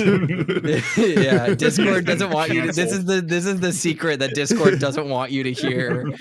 Discord hates him. It's brutal. I linked a bunch of websites in the podcast thing. The top one probably shouldn't be broadcast on YouTube, not for NSFW reasons, but it's a repository for games of a classic variety. It's a crimes website for crimes. Nintendo will personally come to your door if you go to that website. That website's really good. I can talk about a website it was very similar to that no longer exists, which was MU Paradise. Which was just like literally the greatest source for classic games of all time. Preservationist, important, not malware. The thing about it that made it good was that it was explicitly a safe website to use for these sorts of things. It was, yeah. Mm-hmm. And it's a bummer. It's a nightmare. Have you guys experienced trying to make a website on Squarespace? No. Yes, it's awful. It's awful. It's a miserable experience. I immediately was like, can I go back to Infotech where I was just manually typing HTML to do a really shitty text-only website? You know what? Make a NeoCities website. Because Jesus Christ, this is torture. Like trying to figure out how to make its templates and weird assets move around. Like I gave up making my website. That was like my project I was doing for like a month before I started doing video essays. I low coding is Squarespace and then didn't use it. I had an easier time downloading Vue and Webpack and SCPing files onto a web server than using Squarespace. Like the old connect to your web server host, unzip a file, like unzip an archive, and there's your website deployed. Mm-hmm. It's easier than fucking Squarespace, and it costs a 100th of a Squarespace cost. That's what I mean is like you think people's only experience with web design is going to be through other people telling them about it, and the most prominent way people talk about building a website is through a fucking like Squarespace or whatever type of like code, like a drag and drop web design builder. And while that is nice, while it is convenient and easy and probably accessible, you're paying a fuck ton for that accessibility and getting almost none of the benefit of it. The thing that bugs me about the Squarespace thing, you say that it's easy to use. All of these websites that we've been sharing and talking about, you cannot make with Squarespace. It just doesn't. It wants you to make things bigger and more complex than that. Yes. Which is a nightmare when you just want something simple. Like because they want you to put your YouTube in there, your Twitter in there, your Instagram. They want you to interchange because everything has to touch each other. Everything has to like lick its feet. It's disgusting, and I don't want it anymore. Like just like you don't need to have someone else's boot in your mouth to make a website. You can just make a weird little Warcraft 2 website. Like it doesn't have to be. I don't know, man. It doesn't have to be like every website has to be an advertisement for something. And that's kind of weird to me. Like you can't just make a website because you're really passionate about something and just want to talk to the void about it. Like you can't just, I don't know, say, dude, I've spent 20 years playing Warcraft 2. I'm going to fucking write I'm just going to basically write every piece of information I have. I'm going to gather all the resources. I'm going to show you sprites and strats and funny memes I made, and like it's just a little it's like a little patch of land for you. You have fun, it's just for you. And if someone shows up and goes, hey, I like that guy's got a cool patch of grass, that's it. They move on. They don't show up and they don't get to like tuffle in your grass. They don't get to like post their own picket sign in it. Like it's just hey, that's a nice good thing, goodbye, and they just walk off and go to the next thing that's really nice. I want that again. I don't want to go to a place and then every time I go to the place, it's full of like shitty. It's like if you go, have you ever seen those people's houses with the signs for like builders or whatever? For builders? Yeah, like if you walk by the sign, it's like this roof was made by Jim or whatever. Oh, like, yeah. Like, what? Oh, okay. That's a thing? Yeah. In America, That's it is. Not Sorry, okay. Colonel. That's I wasn't talking to the Europeans. They have rules. That is not okay. So if you go on Twitter, whenever a doctor saves your life, they get to brand you. Yeah, they do basically. It's true. If you look at your spleen, they etch it into your bones. No, like after the surgery, they just sign your femur. No, they brand you. How are they going to advertise on your femur? Well, to other doctors. Well, the other doctors are going to open you up because they did a bad job. But yeah, he reaches the mortician. They're like, well, he wasn't a very good doctor. Another Jeff Femur over here, all messed up. When you get the surgery again because it goes wrong, they're like, I fucking knew it. It's an anti-referral. Yes. Now I'm watching old fucking Web 2.0 like Flash videos, stupid old webcomic shit, and just thinking about the old internet. We lost so much, man. Just gonna bring up a webcomic page and just hit the random button a few times. It's just it hurts, man. I don't know. Looking at Dark Legacy comics. I can't believe a Warcraft 2 fan site blackpilled you. So fucking good. It's like it's upsettingly good. Every time I click on a link, I just laugh. I go like, oh man, yeah, that reminds me. Yeah, this is great. Like, oh, this is fantastic. What does this mean? I'm willing to click. I don't even hesitate to click on it. I click on a thing and I see it. And I'm like, what is that? And I click on it instantly because I trust it. I have fucking trust in this website because it looks like something I can trust. I can't trust a website that has fucking YouTube videos playing automatically in it. Why would I trust that? I don't know. Like it. Yeah, no, that's true. It's true. Like so I'm gonna also be wrapping up here. I have a bit of news. Well, So what do you mean? You know how we all use we've said plenty of times that like if you want good results on the internet, you Google the topic and then you add Reddit to the end of it. Yeah. And we go through the comments. Yeah. Reddit is going public in March. Yeah. It's IPOing. We're so fucked. Yeah. I saw this. When did this get announced? Like 3 days ago, apparently. Holy crap. Yeah. That's why I told you yesterday. That's why I was like, it's over. Reddit's done. Reddit is dying. Because it's over. When people are like, that's how I get all of my questions answered. Yeah. Hey Keith, I refuse to log in. Have you considered? You still have Quora. Isn't Quora? Oh, Yahoo Answers Quora is is fucking unnavigable. Quora is an absolutely unnavigable website. Also, no, Colonel, I don't want to ask a question. I want to find an answer. The answer is usually I don't go to Quora. I don't ever post. I don't log into Reddit. That's cursed. I literally just search a question. I type a question into Google, then type Reddit, and I get what's probably the best answer I'll get for any kind of technical problem I'm having or something. And that's because someone made a thread at some point. That's what the internet is now. If I don't type Reddit, I'll never find an answer.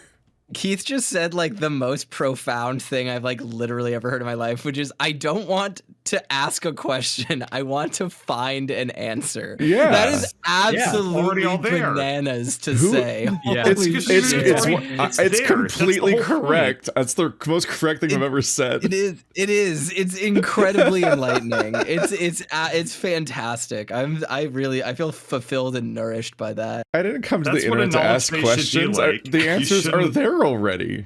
That was the whole point. Of the time, if you need to know information, it should be just searchable. That's okay. it. I mean, what's the point of having all the billions of you if you aren't brute forcing all of the questions I'll have one day?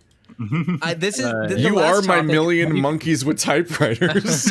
Have you considered the monetary gain of just saying the same thing that one guy who made a lot of money said, and just say it over and over again until you make the money?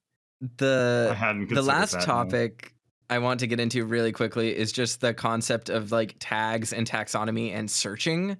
And it's very easy to explain. I think I've mentioned on the podcast before, but the single greatest search engine I have ever used is literally a furry image board made for porn. But its community is so good at tagging and has such a concise syntax that you can find literally anything. Keith about this Keith has described to me an image. He's like, I saw. This is the persona of that one person, right? They have brown hair and red. They were wearing a red shirt, I think, and there was a bag of flour and a cookie jar in the background. And I'm like, oh, you mean this image out of a sea of 10 million? And he's like, yes, that exact one. You found it in 30 seconds. Yeah. Whoever does that for literally anything else will become a quadrillionaire. The fact that other sites do not have this level of syntax is embarrassing. Would you like to hear the tags Pornhub list for one image I looked up at random just now by typing a character name into it's just yellow dollar so sign? frustrating. It's so frustrating. It's not. It doesn't technically feature sex, so almost, but not entirely. Okay. I typed Pyramid Head into this website, and the tags are Krekov, which is the artist, Konami, Silent Hill, Pyramid Head, parentheses, Silent Hill, Humanoid, Monster, Monstrous Humanoid, Object Head, then the general tags start, Abs, Areola, Big Breasts, Biped, Bodily Fluids, Bottomless, Breast Squish, Breasts, Clothed, Clothing, Clothing Lift, Creepy, Cross-Gender, Female, For a Head. What? Sounds like Don Buru and wait a second. Are we talking? It is. It's built off the same idea as things like Don Buru, but has a much stricter moderation in terms of what tags mean and what they are. If you type certain things in, it'll correct you and be like, no, this is the tag we're using for that. Don't make a new one, you fucko. It's not toe licking, it's foot licking or some, whatever weird shit that you're into. Front view, thing is genitals, that the glistening body, glistening skin, gray background, huge breast, low angle view, midriff, monotone body, monotone skin, mostly nude, MTF cross gender. Muscular, like muscular arms, muscular, female, navel, nipples, not furry, pussy. You can shift, shirt lift, shift up, simple background, solo, squish, standing, sweat, sweaty abs, sweaty breasts, teeth, thick thighs, tight clothing, tight shirt, tight topwear, torso shot, under boob, wide hips. Then there's metadata, 1-to-1 ratio, 2019, grayscale, half-length portrait, high-res, monochrome portrait. I know. And then it has multiple links to reference original sources for the image, so it's not just ripped for a website either. It's like it just goes. It's so important. The fact that I can't find a website to do that for just desktop wallpapers is just the biggest condemnation I think on the planet. Like, we need search to be this good. The fact that I can go to Discord search and search exactly what I said before, like Dalsim kick, and I can't find the fucking information about my sliding to MK in the Dalsim users Discord for Street Fighter 6. But I can go on a furry website and find literally any image that has ever been published to the furry internet in 30 seconds is just sad. Like, it's just depressing. We should be able to do this for everything. And the fact that we have not done this done tag syntax based search across every other type of information. And we're busy. We're dealing with LLMs and fucking generative AI, and I can't even search for a 21.9 abstract wallpaper without getting a Russian virus. Like, get on my level, internet, please. I'm living in 2070, and the furries made it. No, you're living in 2012, and that's the important part. It's just so frustrating that should be the future, and it's not the future. The meme I would have sent you, Bird, is that there's a very, very funny Phoenix Wright animation where it's time for Phoenix to be like, objection, and then present the evidence as he do, but it uses that format just to read the tags from that website for one real piece, which is very real. That's the one you sent me. I believe I believe that piece is an animation, so it just has infinite space to have too many things happen in it. So it's just like a fucking 8-minute video of reading tags while inserting like narrative moments of the different characters reacting. Like it's a progressing thing with twists. I think every website should look like the Emulator Zone, and that's all I have to say about the matter. The veil has dropped. He was like, the site that must not be named. And then no, that's not the one that must not be named. The Emulator Zone is fine. Yeah. It was the other one that couldn't be. I think every website should look like this Warcraft 2 website. I'm not gonna 100% true. If I go to a website right now, in this moment and second, and it doesn't look like this, I'm done. I'm not clicking it anymore. I'm over it. I found an old Warcraft 2 single player map that I used to really like. Just by like scrolling through this. That's funny. Like, I wonder if I should play that. Wow, at some point. you found an old thing that you used to like on a website that hasn't changed in 400 fucking years, and it still works. It functions. It's usable. That's crazy. I can't even find it unless it had Flash. Flash. I can't even. When I load Twitter, half the time it can't even load the fucking pictures. The one thing that's only useful for Twitter. Cool. Like. It's actually insane that Flash was such an ever-present force that it was basically a utility on the internet. Like, and then it just got turned off. It got turned off like as if water got turned off in America. Like it just gone. Like that's insane. That's insane that no one could stop it. Like no one could stop it from stopping. Like what? No, it's literally everywhere. That's like turning off HTML. The fuck are you talking about? No, it isn't though. It's too ingrained. You can't stop it now. Flash was a counter to HTML. It's like at some point, I know, but I just mean like the impact of it was so absurd that you think that at some point someone in power would have to be like, no, you don't own this anymore. It has to stay here. We don't drink water anymore. Water is owned by the Water Corp. And they've decided that I'm just like, what do you mean Flash is gone? That's an option. Adobe bought it. Adobe had so much money, they bought it and said like, okay, we're either going to make it, or like, we're going to make everyone pay for this. And then everybody went, or hear me out, crazy thought, no. HTML5. Like, I mean, Adobe owned Flash from the start, didn't they? Or I guess it was Shockwave. They bought it from Macromedia. Macromedia. Yeah, don't you remember Macromedia Flash Player? Shockwave. As soon as Adobe got their nasty little fingers on it, all of a sudden Flash died, turned into a fucking husk of nothing. And but the funny thing about it being controlled by a corporation is that the thing that killed it was actually also majorly driven by Google, which was the adoption of HTML video on YouTube, which was the last holdout of Flash. And then the moment YouTube switched, it was like, it doesn't matter anymore.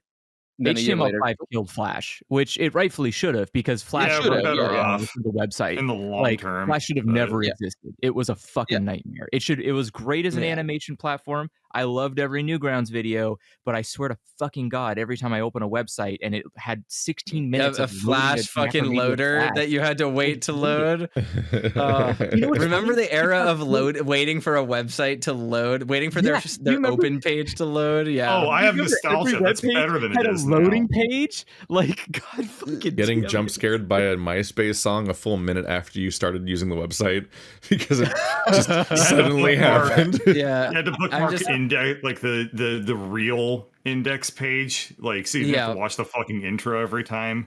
That's why Opera was better. You could see what it was loading by default. Yeah. Man. 2 loading bars.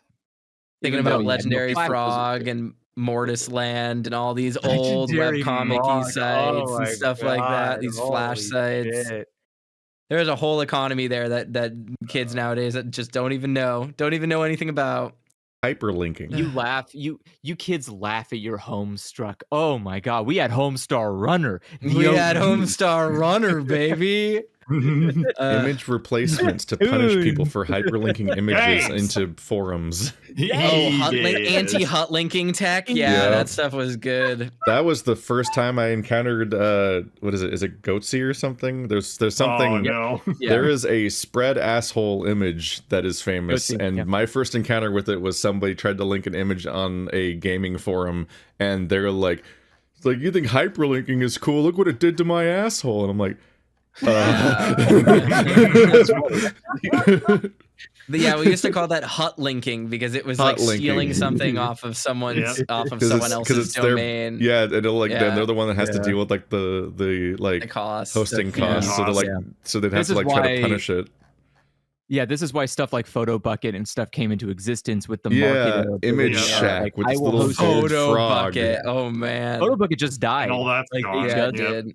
They did just turn into like a full subscription service, and I was like, No. I remember maintaining a photo bucket and a script for it so that I could have a rotating Gaia Online signature with a bunch of art in it.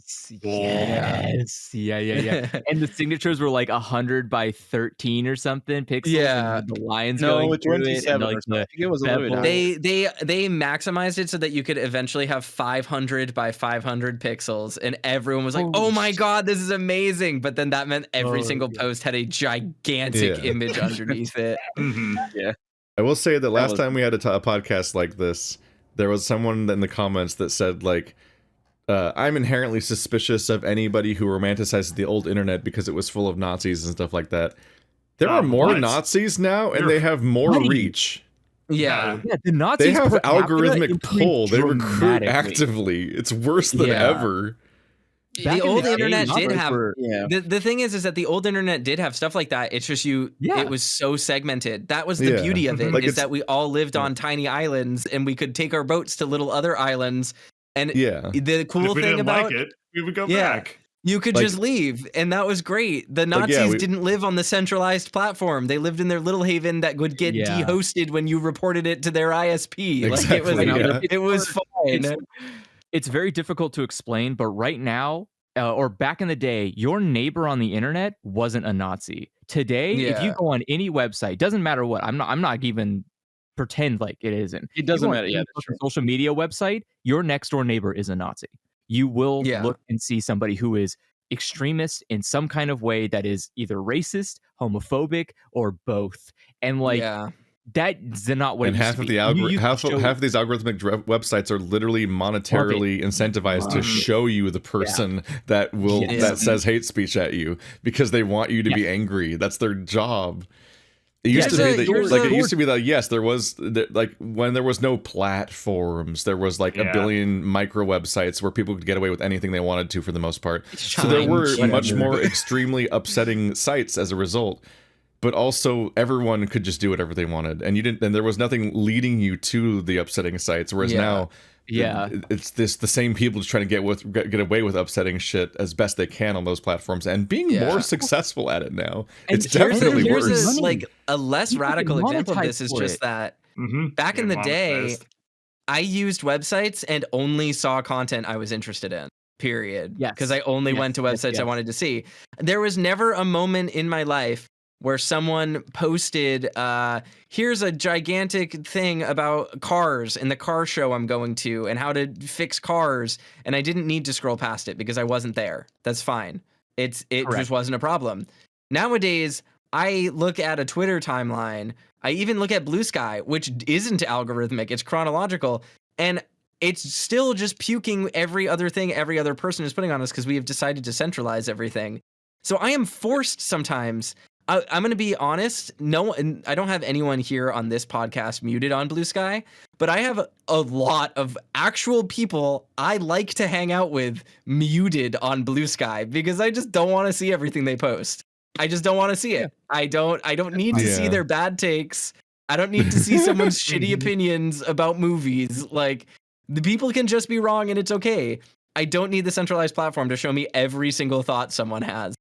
And that is my least favorite element of like Blue Sky and Tumblr is the fact that if someone gets just real active and just like really loves to retweet things today, that's just them. Their entire feed is them for 3 consecutive posts. But like back when Andrew would go ranting on Twitter when threads didn't exist and the whole website was chronological, I would just hear him like actively mad in real time about Mr. Robot for 50 consecutive tweets while I just kept scrolling and scrolling and scrolling. So good. And if I wanted to read it, I had to scroll all the way to the bottom to then start where he started, then go back up because it was all chronological without a thread. It was a fucking nightmare. And I'll be honest with you, it's not. I'll be like, bro, just go back to having a live journal. It's fine.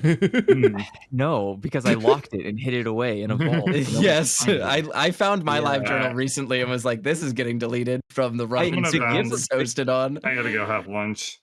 This is a fun topic. Take care, Bird. It was. Yeah. I feel like we got our point across really well. We did. I really can't emphasize like Oh my god! Just look at this Warcraft 2 portal. I'm telling you, man, don't do it. It's dangerous. This is banned. Everyone, go make a NeoCities website about something that you love.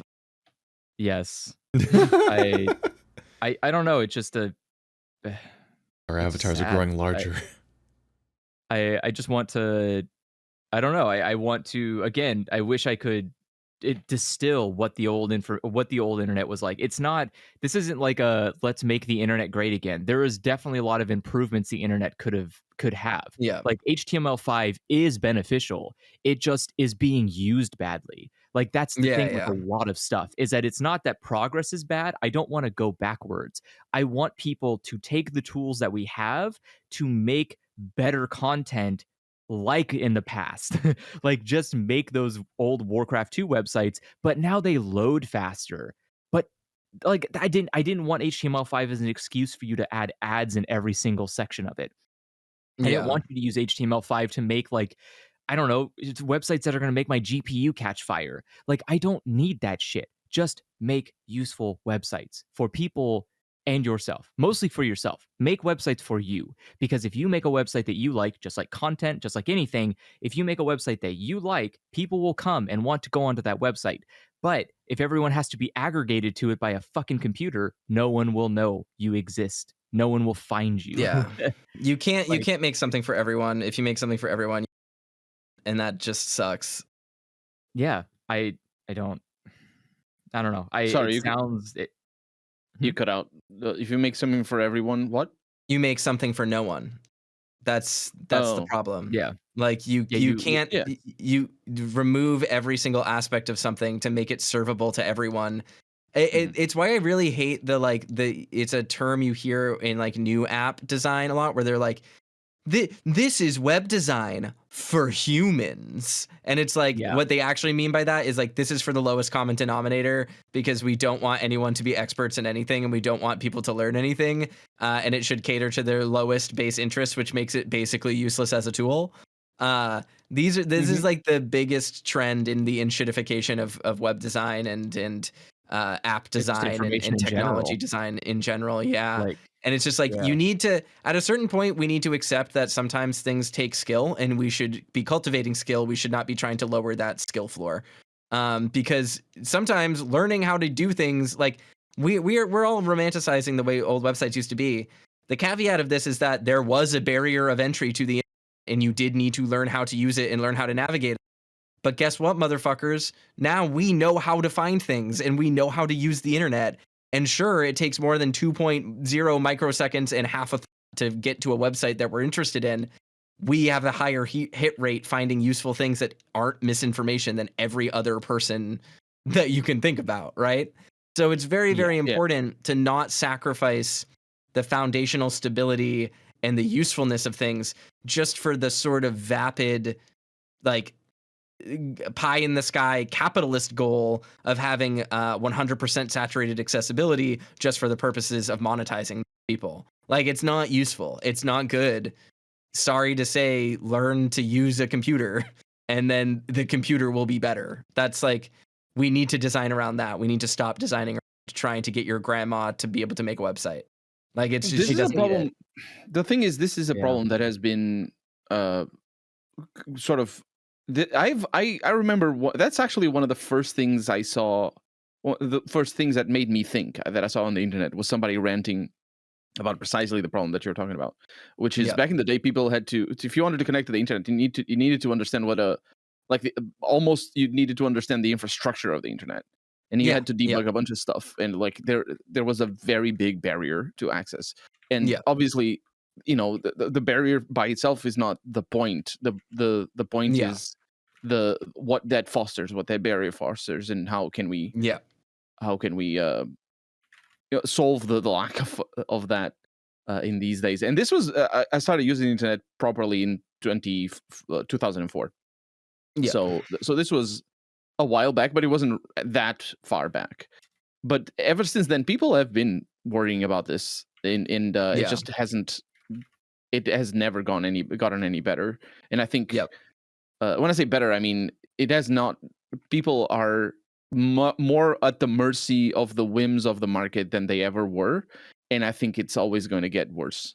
They are always going to get even more at the mercy of the market, as it were. When I say market, I mean, the people who own Facebook, or the people who own Google and things like that. Because the reality is, if you have a phone, and if you have, it doesn't even have to be, you don't even have to use the internet in the normal sense of, oh, I'm going on to Facebook, or I'm going to look up some information. All you have to do is have the apps on your phone already connected to their servers. You're already at your information is being gathered. You're like, all the stuff that's less than ideal that a lot of people worry about improving is already happening to you, and you haven't even opened the browser or the Facebook app or anything. 100%. It's just like a toxic ecosystem. Is like, that's part of the bigger problem. Is like, we've constructed a really bad situation to live in. Anyway, the world is bad and everything sucks. Play video games or whatever. Is that the point we were making? I don't remember. Let's be optimistic. No, I think that's a good point. So the optimism is that the thing that sounds scary is that the homogenation of, or the homogenation, is that the right word? Homogenization of all this information into terrible platforms, and making you bunt arms with the worst people imaginable, all for money, isn't the end all. You can just make a website. We keep saying it, but like, you literally can just right now make a website, and it will take you, I don't know, less time than it took you to learn Blender to make that shitty porn for Overwatch. Like, you can do it real quick, and it doesn't need. I think the biggest hurdle to making anything. This is a slightly parallel conversation, but I think a lot of hurdles that come with making content or art or anything, making anything in the internet, especially era, it doesn't have to be good. It doesn't have to be fucking Mona Lisa, man. I don't care if your art piece looks like it got just shit out by the greatest artist ever made. I am looking more for like the clear intent of, or like clear artistic intent. You show that you are either trying or are somewhat skilled. It shows that you are learning. There's like, I can tolerate a website that's a little clunky, but I can't tolerate a website that is unusable or riddled with like just ads. When I can tell that that's what the focus of the website is, I don't care about it. But so you can do that. The website or the internet sucks right now, but you can fix it. We can all fix it. We can all make our own little websites and enjoy it together. And I think that's the kernel here. Not the RPG one, but the truth. The kernel of truth is that we literally all still have the power to just go and make the internet a better place. You can open up Notepad right now and make a website. You can open up literally Notepad right now and make a website. You are correct. You can just I wrote my first website in Notepad at a high school. Like, that is what I did. Shit, man. But don't be scared of like making a shitty website, even if it's not that great. My favorite websites are websites that are made by artists, because they're all really interesting websites, and they're not like Squarespace websites. Like, I love the ones that are. I think that we should mention, in the spirit of suggesting that people do create their own original stuff, WordPress is still out there. It's still very powerful and it's very usable, and it's relatively safe. I don't recommend WordPress, and I get why you would say that, but my big hesitation with WordPress is two things. One, it is very funneled into a plugin marketplace. It really wants you to buy plugins all the time. Fuck, my WordPress is still there.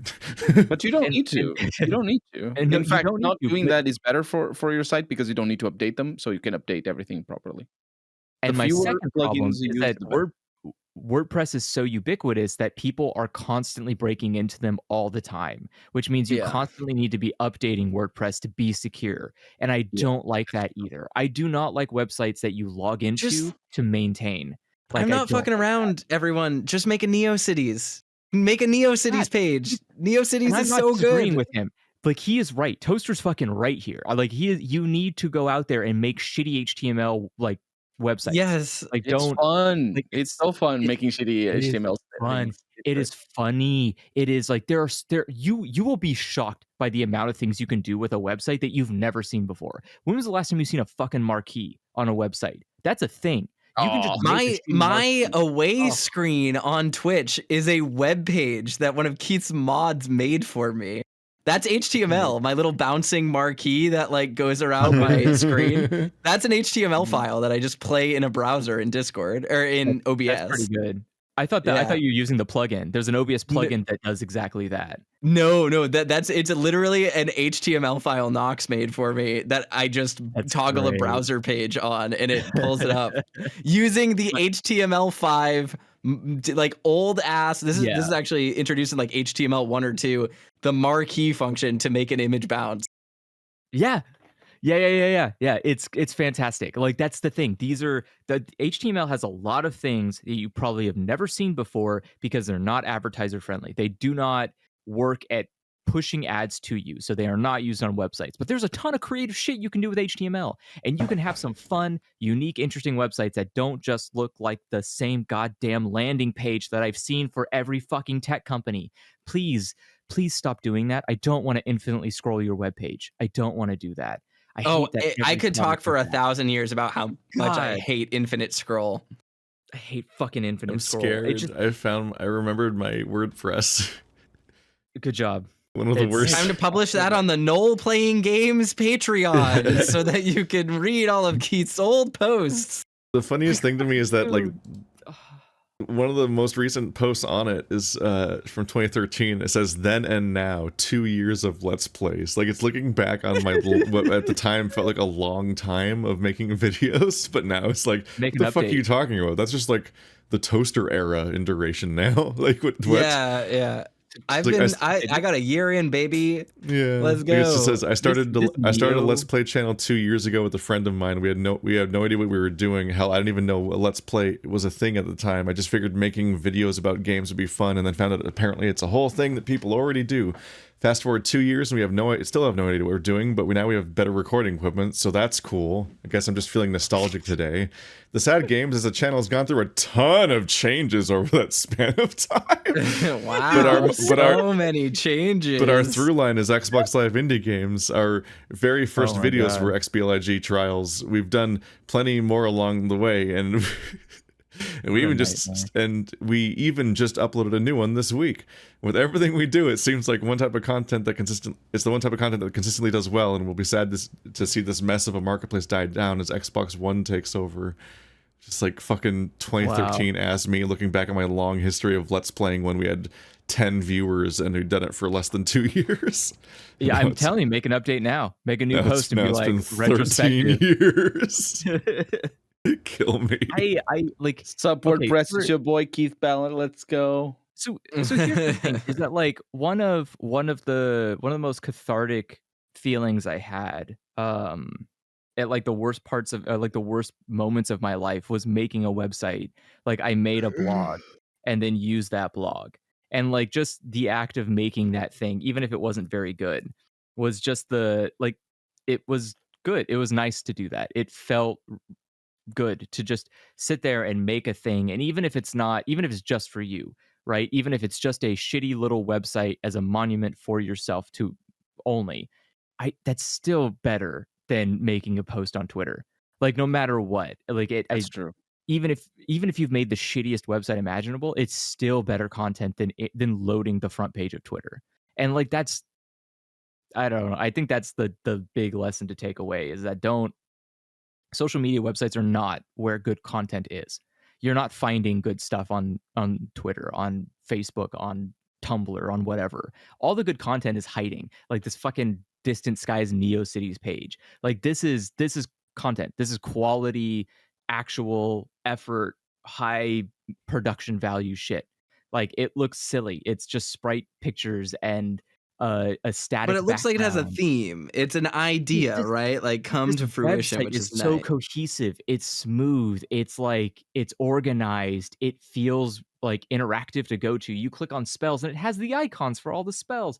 You click on swords, it has all the swords and little icons for it below it with all the information. Like it's, you know what I don't have to do? I don't have to click next for every fucking item so they can serve more fucking ads to me on each page. Like I just it is there is an internet that exists beneath all of this veneer of shitty marketability, and it is just so much better than anything you've ever interacted with. And you can make that right now. There's nothing stopping you. There's nothing stopping anyone from making another high quality fan site, except the fans not wanting to make high quality, not wanting to do that, not wanting to go to those pages. And and again, I get the general apathy, right? Every like in a conglomerate, we are all like, someone else will make it. But I don't think that's true. I think we've all just kind of shrugged enough that we have all I don't know. We do need to go back to the gold rush of GeoCities, NeoCities, whatever pages of like, we all got to make a website. One of us is going to work. Like, like it just, I don't know. I keep seeing these websites and I go like, yeah, no. We are right. We are absolutely right. And when we say stuff like the old internet is good, this is proof of this. Yeah. Like this website did the thing that Illusory was excitedly talking about. It has the icons on the side, and then when you put your mouse over it, it shows that you're highlighting that particular picture. And like, I can tell you in my mind exactly what the HTML code is to do that, because it's that simple. It's that easy to remember. Like it's wild that we just kept moving farther and farther. We just keep going further and further away from letting you do anything. We keep taking your hands away, saying you're too stupid to make a website. Like, no, you're dumb. You need to have a little toolbar on the side that tells you how to do it. Don't look it up. You can't look it up because the internet doesn't exist. How are you going to find how HTML works? Like, oh, the way they do the highlight is actually neat. Yeah, it's awesome. It I wouldn't looks have like done it like that because it's not as performant, but it's neat. They shift the background. Anyway, this has been Boomer Hour. Don't worry, kids. We'll do our best to make sure that these old farts get the help that they need. See y'all next week or month. When I'm dying and falling down like 15 I farmed automatic AI generated promises stairs, you can't I keep. hope that's true. You guys can keep it. I farmed 50 elixirs. Yay! Nice. I stared at a wall. Nice. I'm the kingpin. Bye. I don't know. Just bye. Bye. I don't know what kingpin means. I've never watched Star Wars. Bye.